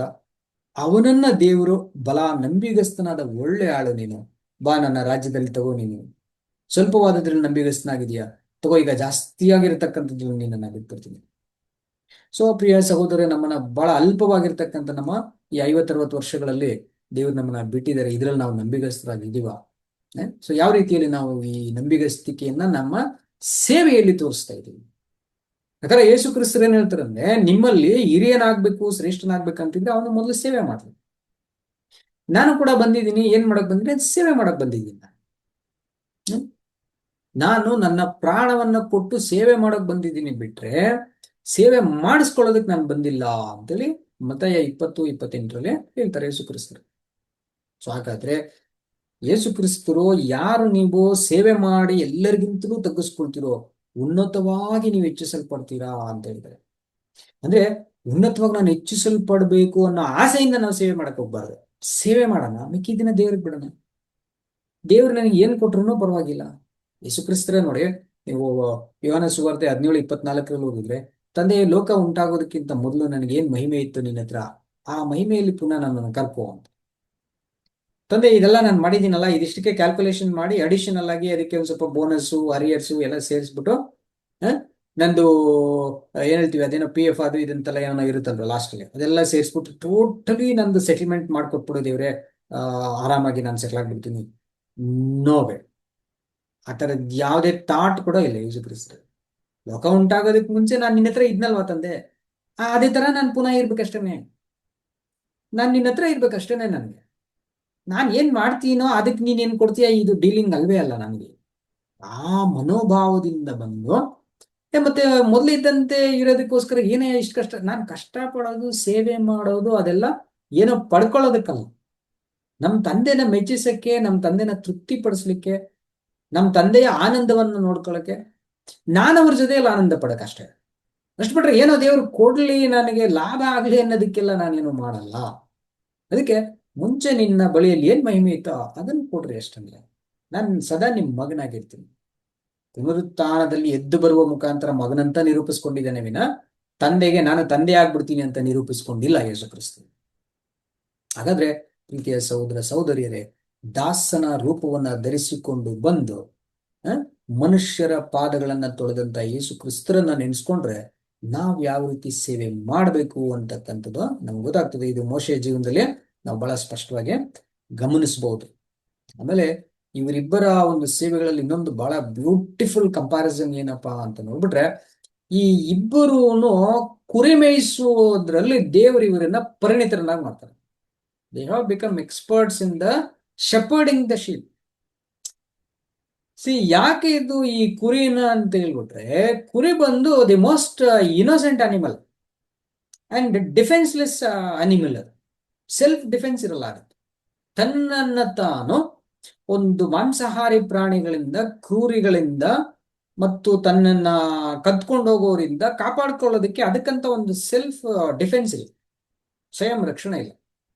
ಅದಕ್ಕೆ ಅಂತ ಕುರಿಗಳಲ್ಲಾಕಿ ಆ ಅಮಾಯಕವಾದ ಮುಗ್ಧವಾಗಿರ್ತಕ್ಕಂಥ ಪ್ರಾಣಿಗಳಲ್ಲಿ ಅವುಗಳು ನಾವು ಹೆಂಗ್ ಹೇಳಿದ್ರೆ ಹಂಗೆ ಹಿಂಬಾಲಿಸ್ಕೊಂಡು ಹೋಗ್ತಾ ಇರ್ತವೆ. ಇದು ಒಂದು. ಬಟ್ ಕುರಿಗಳಲ್ಲೇ ಮೇಕೆಗಳನ್ನ ನಾವು ಇಟ್ಕೊಂಡಿದೀವಿ ಅಂದ್ಬಿಟ್ರೆ ಅದು ಜಸ್ಟ್ ಉಲ್ಟಾ. ಅದು ಇರೋ ಕಡೆ ಇರೋದೇನೇ ಇಲ್ಲ, ಏನೇ ಮಾಡೋದು ಅದು ಊರೆಲ್ಲ ಸುತ್ತಾಡಿ ಎಲ್ಲ ಮೇಯ್ತಾಗ್ತದೆ. ಅದಕ್ಕೆ ಒಂದೇ ಒಂದು ಸೊಪ್ಪಿಗೆ ಒಂದು ಹೆಸರಿಟ್ಟಿರ್ತಾರೆ, ಆಡು ಮುಟ್ಟದ ಸೊಪ್ಪು ಅಂತ. ಅದೊಂದೇ ಒಂದನ್ನು ತಿನ್ನಲ್ಲ ಅಂತ ಹೇಳ್ತಾರೆ. ಆಕ್ಚುಲಿ ಅದನ್ನು ಕೂಡ ತಿನ್ನುತ್ತೆ. ಯಾಕಂದ್ರೆ ನಮ್ಮ ಮನೇಲಿ ಮೇಕೆಗಳಿದ್ವು. ಸಣ್ಣ ವಯಸ್ಸಲ್ಲಿ ನಾನು ಮೇಕೆನ ಹೊಡ್ಕೊಂಡು ಹೋಗ್ತಿದ್ದೆ ಕಾಡಿಗೆ. ಸೊ ಕಾಡಲ್ಲಿ ಹೋಗುವಾಗ ನಾನು ಆ ಸೊಪ್ಪನ್ನ ಇದೇನೋ ತಿನ್ನಲ್ಲ ಅಂತಾರೆ, ತಿನ್ಸ್ಬಿಡೋಣ ಅಂತ ನಾನು ತಿನ್ಸ್ಬಿಡ್ತಿದ್ದೆ. ಸ್ವಲ್ಪ ತಿಂದ್ಬಿಡೋದು, ಎಳೆ ಚಿಗುರನ್ನೆಲ್ಲ ತಿಂದ್ಬಿಡೋದು. ಮನೇಲಿ ನಮ್ಮ ಅಜ್ಜಿಗೆ ಹೇಳ್ತಿದ್ದೆ ನಾನು, ಸುಮ್ಮನೆ ಹೇಳ್ತೀರಾ ನೀವು ಆಡು ಮುಟ್ಟದ ಸೊಪ್ಪು ಅಂತ, ಅದು ಇವತ್ತು ನಾನು ತಿನ್ಬಿಡ್ತಲ್ಲ ಅಂತಿದ್ದೆ. ಆಡು ಮುಟ್ಟದ ಸೊಪ್ಪಿಲ್ಲ ಅಂತ, ಸೊಪ್ಪಿದೆ ಅಂತ ಗಾದೆ ಹೇಳ್ತಾರೆ ಅಂದ್ರೆ ಅದು ತಿಂದೇ ಇರೋದೊಂದು ಇಲ್ಲ ಅಂತ. ಎಷ್ಟು ವಿಷಭರಿತವಾದ ಸಸ್ಯ ಆದ್ರೂ ತಿಂದ್ಬಿಡುತ್ತೆ. ಅಷ್ಟು ರೌಂಡ್ ಹೊಡಿಯುತ್ತೆ. ಆಗ ಇದೆರಡು ಕಲಬೆರಕೆ, ಒಂದು ಸಂಪೂರ್ಣ ಸುತ್ತಾಡೋ ಅಂಥದ್ದು, ಇನ್ನೊಂದು ಸಂಪೂರ್ಣ ಇನ್ನೋಸೆಂಟ್. ಇಂಥವುಗಳ ಮಧ್ಯದಲ್ಲಿ ಒಬ್ಬ ಕುರುಬನನ್ನ ಹಾಕ್ಬಿಟ್ರೆ ಅವ್ನಿಗೆ ಎಷ್ಟೊಂದು ಪೇಷನ್ಸು ಮತ್ತೆ ಎಷ್ಟೊಂದು ಕೇರಿಂಗು, ಕನ್ಸರ್ನ್ ಬಂದ್ಬಿಡುತ್ತೆ. ಅಂದ್ರೆ ಕುರಿಗಳ ಕಡೆಗೆ ಅತ್ಯಂತ ಪ್ರೀತಿ ಭಾವ, ಮೇಕೆಗಳ ಕಡೆಗೆ ಅತ್ಯಂತ ಚಾಣಾಕ್ಷ ಭಾವ ಎರಡು ಬಂದ್ಬಿಡುತ್ತೆ. ಎರಡನ್ನೂ ತಗೊಂಡೋಗಿ ನಮ್ಮ ಮೋಶೆಗೆ ಕಲ್ಸ್ಕೊಡ್ಬೇಕಾಗುತ್ತೆ. ಯಾಕಪ್ಪ ಅಂದ್ಬಿಟ್ರೆ ನೋಡಿ, ಇಬ್ಬರು ಸಹೋದರರು ಜಗಳ ಮಾಡ್ತಿರ್ಬೇಕಾದ್ರೆ ಅವ್ರ ಹತ್ರ ಹೋಗ್ಬಿಟ್ಟು ಈಜಿಪ್ಟಿನ ಆ ಒಂದು ದಾಸತ್ವದ ಪರಿಸ್ಥಿತಿಯಲ್ಲಿ ಜಗಳ ಆಡ್ತಿರ್ತಕ್ಕಂಥ ಒಬ್ಬ ಇನ್ನೊಬ್ಬ ಇಸ್ರೇಲ್ ನೋಡಿತಾ ಇರ್ಬೇಕಾದ್ರೆ, ಯಾಕ್ರಯ್ಯ ನೀವಿಬ್ರು ಬ್ರದರ್ಸ್ ತಾನೆ ಅನ್ರಯ್ಯ, ಯಾಕ್ರಯ್ಯ ಹೊಡ್ಕೊಂತೀರಾ, ಜಗಳ ಮಾಡ್ಬಾರ್ದಪ್ಪ ನಾವು ಅಂತ ಸಂಧಾನ ಮಾಡಕ್ ಹೋಗ್ತಾರೆ. ಆದ್ರೆ ಅದಕ್ಕೆ ಹಿಂದಿನ ದಿನ ಏನ್ ಮಾಡಿರ್ತಾರೆ ಅಂದ್ರೆ, ಒಬ್ಬ ಐಗುಪ್ತ್ಯದವನ್ ಬಂದು ಇಸ್ರೇಲ್ನ ಹೊಡೆದಿದ್ರಿಂದ ಒಂದೇಟ್ ಗುದ್ದಿದ ತಕ್ಷಣ ಸ್ಪಾಟ್ ಅಲ್ಲೇ ಡೆತ್ ಆಗ್ಬಿಡ್ತದ, ಆ ತರ ಗುದ್ಬಿಟ್ಟಿರುತ್ತೆ. ಸೊ ಅವನು ಒಂದೇ ಏಟಿಗೆ ಸತ್ತೋಗೋ ತರ ಹೊಡೆದಿರೋ ಮನುಷ್ಯ ಇವತ್ತು ಬ್ರದರ್ ಮೇಲೆ ಎಷ್ಟು ಪ್ರೀತಿ ಬಂದ್ಬಿಟ್ಟಿದೆ ಅಂದ್ರೆ, ನಾವು ಜಗಳ ಮಾಡ್ಕೊಂಬಾರ್ದಪ್ಪ ಅಂತ ಸಂಧಾನ ಮಾಡ್ತಾರ ಅವ್ರಿಬ್ರು. ಅವರು ನಿನ್ನೆ ಅವ್ನು ಹೊಡೆದು ಸಾಯಿಸ್ಬಿಟ್ಟಲ್ಲ, ಆತರ ನಮ್ಮನವ್ರು ಸಾಯಿಸ್ಬೇಕಂತಿದ್ಯಾ ಅಂತ ರ್ಯಾಶಾಗಿ ಮಾತಾಡ್ತಾರೆ. ನೋಡಿ, ಅವರಲ್ಲಿ ಕುರಿ ಸ್ವಭಾವ ಇದೆ ಅಂತ ಇವ್ರು ನೋಡ್ತಾರೆ, ಬಟ್ ಮೇಕೆಗಳ ಸ್ವಭಾವ ಇದೆ ಅವರಲ್ಲಿ. ಸೊ ಇದಕ್ ಭಯ ಪಟ್ಟು ಇವ್ರು ಓಡಾಕ್ಬಿಡ್ತಾರೆ. ಅವಾಗ ದೇವ್ರು ಏನ್ ಮಾಡ್ತಾರೆ ಅಂದ್ರೆ, ನೋಡು, ಕೋಪ ಬಂದಿದ ತಕ್ಷಣ ಎಲ್ಲಾರನ್ನು ಗುದ್ದುಕೊಂಡು ಹೋಗ್ರೆ ನೀನು ಎಲ್ಲರೂ ಸೋತೋಗ್ತಾರೆ. ಸೊ ಹಿಂಗೆ ಹೊಡೆಯೋದ್ರಿಂದನೇ ಸಾಕಾರ ಆಗುತ್ತೆ ಅಂತಂದ್ರೆ ನಾನು ಎಲ್ಲರನ್ನೂ ಹೊಡೆದಾಕ್ಬಿಡ್ಬೋದು. ಭೂಲೋಕವನ್ನ ಹೊಡೆಯೋದ್ರಿಂದ ಇದು ಬರಲ್ಲ. ಮನುಷ್ಯನನ್ನ ಮೇಯಿಸಬೇಕಾಗ್ತದೆ, ಕುರಿಗಳಂತೆ ಪ್ರೀತಿನ ಬೆಳೆಸ್ಬೇಕು. ಒಬ್ಬ ಕುರುಬನನ್ನೇ ಬಳಸ್ಕೊಂಡು ಹೋಗ್ಬೇಕಾದ್ ನಂಬಿಟ್ಟು ಆ ಪ್ರೀತಿನ ಬೆಳೆಸ್ಬೇಕು. ಆಮೇಲೆ ಮೇಕೆಗಳನ್ನ ಎಲ್ಲೆಲ್ಲಿ ಹೋಗ್ತದೋ ಬಹಳ ಸೂಕ್ಷ್ಮವಾಗಿ ಎಲ್ಲಾ ಕಡೆಯಲ್ಲೂ ಹೋಗಿ ಅವುಗಳನ್ನ ಕಂಟ್ರೋಲ್ ಮಾಡೋದು, ವೈಸ್ ಆಗಿ ವಾಚ್ ಮಾಡಬೇಕು ಅವುಗಳನ್ನ. ಸೊ ಅದು ಬೇಕು, ಎರಡು ಬೇಕಾಗ್ತದೆ. ಹಂಗಾಗಿ ಇದನ್ನ ಕಲ್ತ ಮೇಲೆ ಆಮೇಲೆ ಕರ್ಕೊಂಡ್ ಬರ್ತೀನಿ ಬಾ ನಿನ್ನ ಅಂತೇಳಿ 40 ವರ್ಷ ತಗೊಂಡೋಗಿ. ನೋಡಿ, ಆಲ್ರೆಡಿ 40 ವರ್ಷ ವಯಸ್ಸಿದ್ದ ಈಜಿಪ್ಟ್ ಬಿಡುವಾಗ. ಸೊ ಪುನಃ 40 ವರ್ಷ ಅಲ್ಲಿ ಟ್ರೈನಿಂಗ್ ಕೊಡ್ತಾರೆ. ಕುರಿಗಳಿಂದ ಮೇಕೆಗಳಿಂದ ಹಾಕಿ 40 years ಟ್ರೈನಿಂಗ್ ಕೊಡ್ತಾರೆ.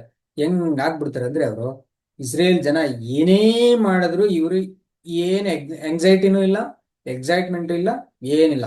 ಅವ್ರೇನೇ ಕೇಳಿದ್ರು, ಹೌದಾ ಸರಿ ದೇವ್ರ ಹತ್ರ ಹೋಗಿ ಕೇಳ್ತೀವಿ, ಅಷ್ಟೇ ಸೀಮಿತ ಆಗ್ತಾರೆ. ಆ ಒಂದು ನೇಚರ್ಗೆ ನಾವು ಬರ್ಬೇಕು ಅಂತಕ್ಕಂಥದ್ದು ದೇವ್ರದ್ದು ಚಿತ್ತ ಆಗಿರೋದ್ರಿಂದ ಅಲ್ಲಿ ಮೋಶೆ ಒಳಗಡೆ ಆ ಗುಣನ ತೋರಿಸ್ತಾರೆ, ಅದೇ ಗುಣ ಯೇಸು ಕ್ರಿಸ್ತ ಒಳಗಡೆ ತೋರಿಸ್ತಾರೆ. ಬಹಳ ಬ್ಯೂಟಿಫುಲ್ ಕಂಪ್ಯಾರಿಸನ್ಸ್. ಅದಕ್ಕೆ ಇವರಿಬ್ಬರು ಎಂತ ಕುರುಬರು ಅಂದ್ಬಿಟ್ರೆ, ಇವರಿಬ್ಬರ ಬಗ್ಗೆ ಒಂದೇ ಒಂದು ವಚನ ಇದೆ. ಏನಂದ್ಬಿಟ್ರೆ, ಮೋಶೆ ಅರಣ್ಯಕಾಂಡ 12 ಅವ್ರು ಹೇಳ್ತಾರೆ, ದೇವ್ರು ಹೇಳ್ತಾರೆ ಮೋಶೆ ಬಗ್ಗೆ, ಈ ಮೋಶೆ ಭೂಲೋಕದಲ್ಲೆಲ್ಲ ಸಾತ್ವಿಕನಂದ್ರೆ ಇವನೇ ಅಂತ ಹೇಳ್ತಾರೆ. On the entire planet the most meek person ಅಂದ್ಬಿಟ್ರೆ, ಹಂಬಲ್ನೆಸ್ ಕೂಡ ಅಲ್ಲ ಇದು. ಹಂಬಲ್ನೆಸ್ಗಿಂತ ಡಿಫ್ರೆಂಟ್ ಆಗಿರ್ತಕ್ಕಂಥದ್ದು ಮೀಕ್ನೆಸ್ ಅನ್ನೋದು. ಒಂದು ಸಾಧು ಗುಣ, ಒಂದು ಸಾತ್ವಿಕ ಗುಣ. ಯೇಸು ಕ್ರಿಸ್ತರಿಗೆ ಹಾಕುವಾಗ ಅದನ್ನ ಸಾತ್ವಿಕ ಅಂತಾನೆ ಹಾಕ್ತಾರೆ. ಕನ್ನಡದಲ್ಲಿ ಮೋಶೆಯವರೆಗೂ ಅದನ್ನೇ ಹಾಕಿದೆ. ಭೂಲೋಕದೆಲ್ಲ ಅತ್ಯಂತ ಸಾತ್ವಿಕನು ಅಂತೇಳಿ ಹಾಕ್ತಾರೆ. ಯೇಸು ಕ್ರಿಸ್ತರದು ನಿಮ್ಗೆ ಮತ್ತಾಯ 11ರಲ್ಲಿ ಆಗ್ತದೆ. 11:28 ಯೇಸು ಕ್ರಿಸ್ತರು ನಾನು ಸಾತ್ವಿಕನು ದೀನ ಮನಸ್ಸುಳ್ಳವನು ಅಂತಾರೆ. ಈ ಸಾತ್ವಿಕ ಅಂದ್ರೆ ಸಾತ್ವಿಕ ಗುಣ ಮತ್ತು ರಾಜಸಿಕ ಗುಣ ಮತ್ತು ತಾಮಸಿಕ ಗುಣ ಅಂತ 3 ಗುಣಗಳಿರೋಂಥದ್ದು. ಅದನ್ನ ಚೂಸ್ ಮಾಡಿ ನಮ್ಮ ಸತ್ಯವೇದ ಪಂಡಿತರು ಸಾತ್ವಿಕ ಅಂತ ಶಬ್ದ ಹಾಕಿರೋದು. ಸಾತ್ವಿಕ ಅಂತ ಗೊತ್ತಾಗ್ಬೇಕಂದ್ರೆ ಅದರಿಂದ ರಾಜಸಿಕ, ಅದರಿಂದ ತಾಮಸಿಕ. ತಾಮಸಿಕ ಅಂತಂದ್ರೆ ಫುಲ್ ಡಾರ್ಕ್, ತುಂಬಾ ಕಠಿಣ, ಮದ್ದು, ಏನು ಅರ್ಥ ಮಾಡ್ಕೊಳ್ಳಲ್ಲ, ಏನೂ ಪ್ರಯತ್ನ ಮಾಡಕ್ ಹೋಗಲ್ಲ, ಇದ್ದಂಗೆ ಇರಂತ ಜಡ ಸ್ವಭಾವ.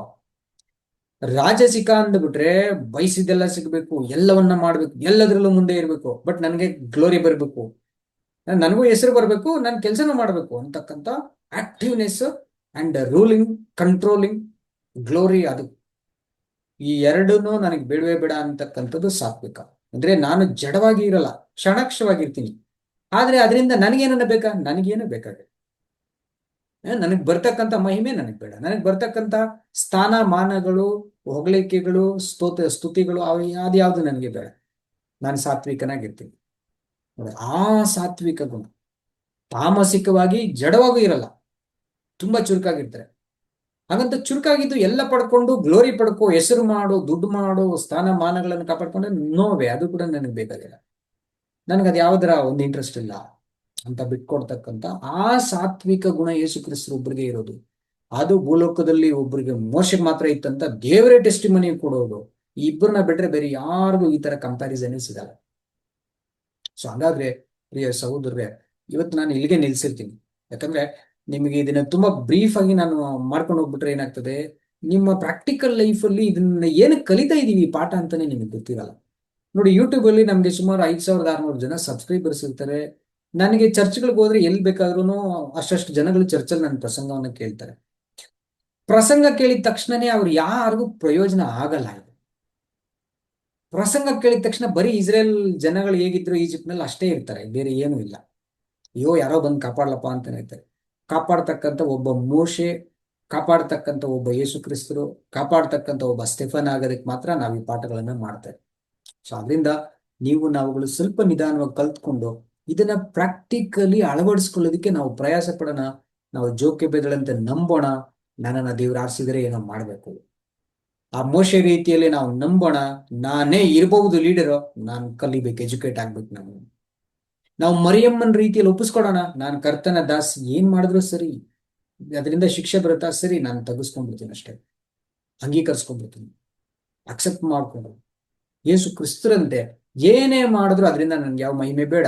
ನೀವು ನನ್ನನ್ನ ಏನಂತ ಕನ್ಸಿಡರ್ ಮಾಡಿದ್ರು ಪರವಾಗಿಲ್ಲ, ದೇವರು ಯಾವ ಮಹಿಮೆಗೆ ನನ್ನನ್ನು ಹಾಕಿದ್ರು ಪರವಾಗಿಲ್ಲ, ನಾನು ಮಾಡ್ತೀನಿ.